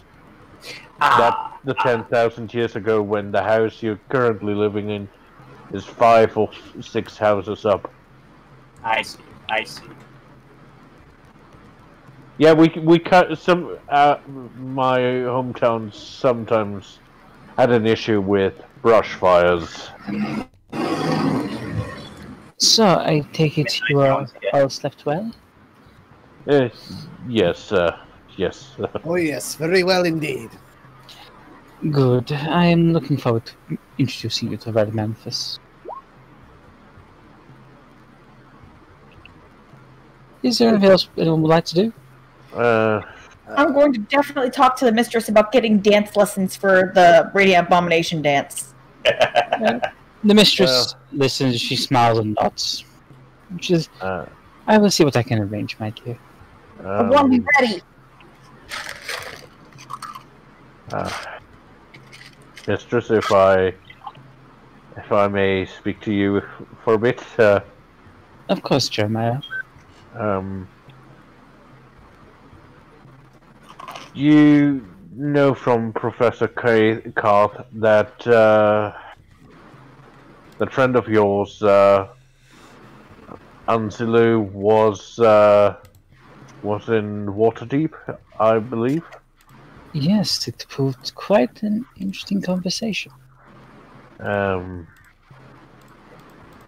I have once interacted with her and her friends, comrades, the group that she was with at that time.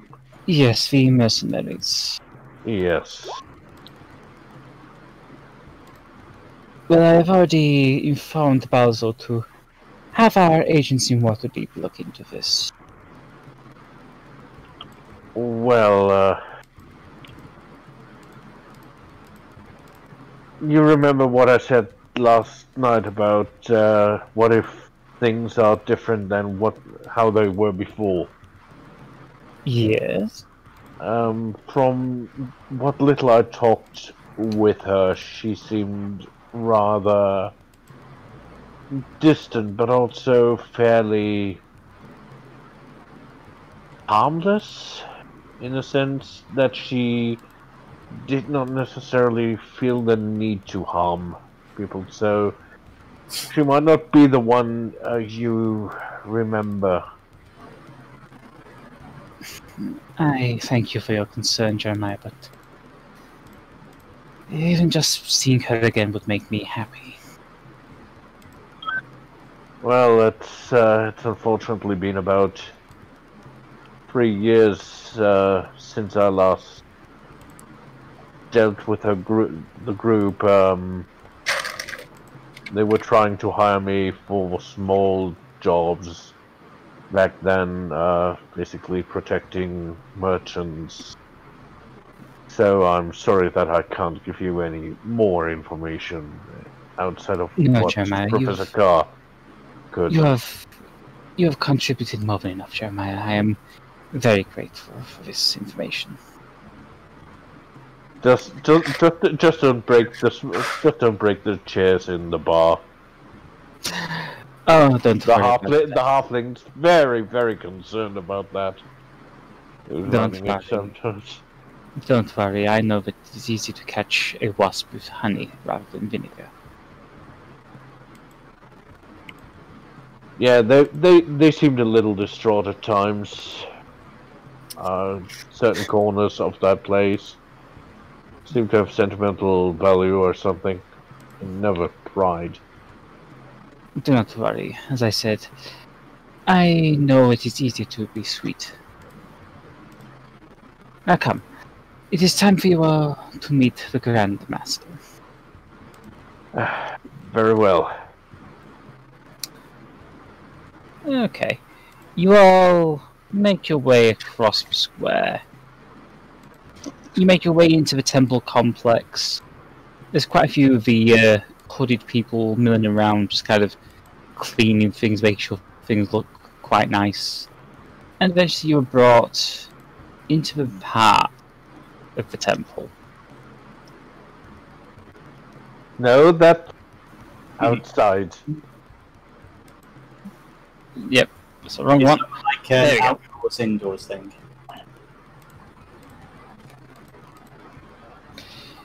Oh no, it's like you're in like it's going to like a courtyard. So Oh look, another pool. Yes, This we one- already know it's oil. oh, an investigation check. This would be where I'm proven wrong. Come on, I where never is did it? get my answer whether the last one was oil. We got distracted by D. The last one was oil. The last one was oil. It caught fire. So the 15, yeah, it's water. You can see fish swimming around in it. Oh, no, spoke too soon. That's good old-fashioned water. Yeah, lots of rainbow-coloured fish. You already know what's up. You already know what's happening. So, Anarchy, you can't eat. I'd like to make a quick nature check about those fish. I have Yep. a suspicion. Yeah, these are just regular fish. Oh, okay. Woo! I Yo. got this person We right like- here. Is this water special or sacred or is it actually flammable? No, it is just a regular pond for the There she goes. fish. Anarchy, my dear, I don't think that is really Anarchy, would On a you scale please of come one- out? behavior, right? On a scale of 1 to 10, how disrespectful was that? I think that's an Let's 11. just say it's a good job I am. Mistress kind of looks to the girl and just says, inform Radamanthus that Elora is. Oh, I get out of the water Sir- and like Mistress- shake off and I was like, that was fun. I'm sorry. I expect her to have a fish in her teeth. No, They're Stop home. it. They're really fun when they're wild and no fear. Ah, the Grandmaster is ready to see you now, and your companions. She kind of steps to one side to let everyone go past. Onward. The mistress is leading you all. Fair enough. I assume her token is in front of mine. she has an invisible token, yes. She's that stealthy. I'm sopping wet, tracking water everywhere across their like courtyard. Well, it's nice and warm though, so it should dry out pretty soon. Oh, good, It's- good. I mean, that's the question. Is this a dry heat or is this a humid heat? It's not hugely humid. I'd probably say it would dry off fairly quickly. Hmm.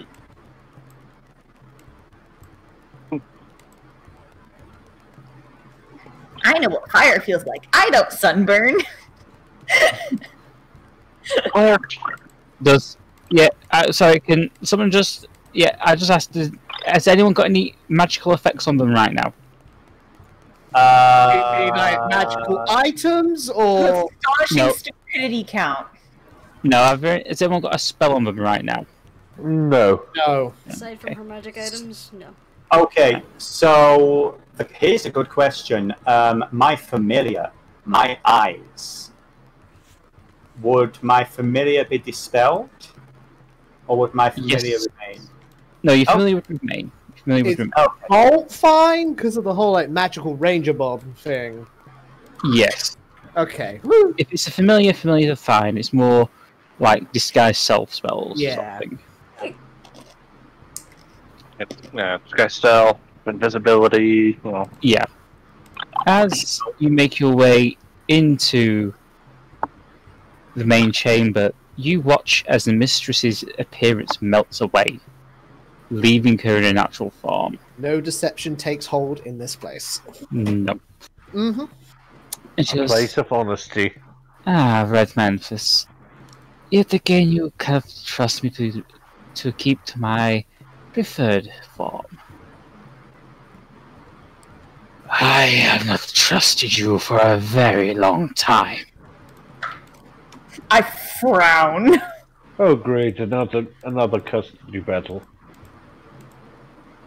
As you all step in, you all see Red Manfus. He is sat on the throne wearing green-blue robe, rather lovely-looking green-blue robes, holding a very elaborate staff. And I would like everyone who has... roll me nature checks. Mm-hmm. Nature. Oh, and the one I have a 0 in. Oh, Anarchy! Queen. Oh, I Yeah. roll well this round. As you stare at this wizened form in the throne in front of you, you can recognize from the appearance of his flesh, the aura he gives off, and the glowing blue of his eyes, Radamanthus is a lich. Knew it. Fucking knew it. Well, that's one way. And that is where we'll leave it for this week. All right. So, play the game. I honestly don't know. Gee! Yeah, Hoddy appearing. Yeah. Oh yes. That was Yeah, a I'll come complete back for that surprise to since me. we're ending the stream. Yeah, Holly Just appearing. stay and then The look at gods that from- bickering. What the hell was going on? Yeah. And that was literally just, Law. that was literally just made up on the spot. Dee asking me if she could jump on for a minute. That was glorious. That was glorious. Fail of a game. I love the fear and anxiety that comes with being around Miss Missy for all you guys. I love it.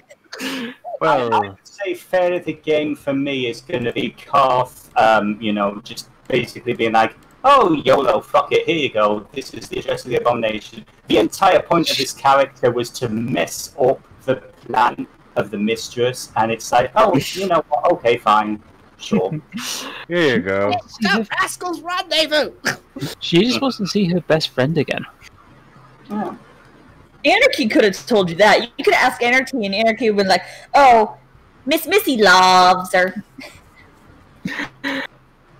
Any thoughts, theories, ideas? I cannot contribute to the absolute mass of lore you guys have. It hurts my brain. 3 years from now, I will have to answer to someone about the abomination, because I am standing behind the bar at the moment. Is Asmodeus Holly's father? No, he's not Holly's father. Oh Not yeah, Holly's father. Asmodeus, formerly a Coatl, which I believe is a He's celestial. Yeah, that was interesting. Coatls are celestials. That's weird.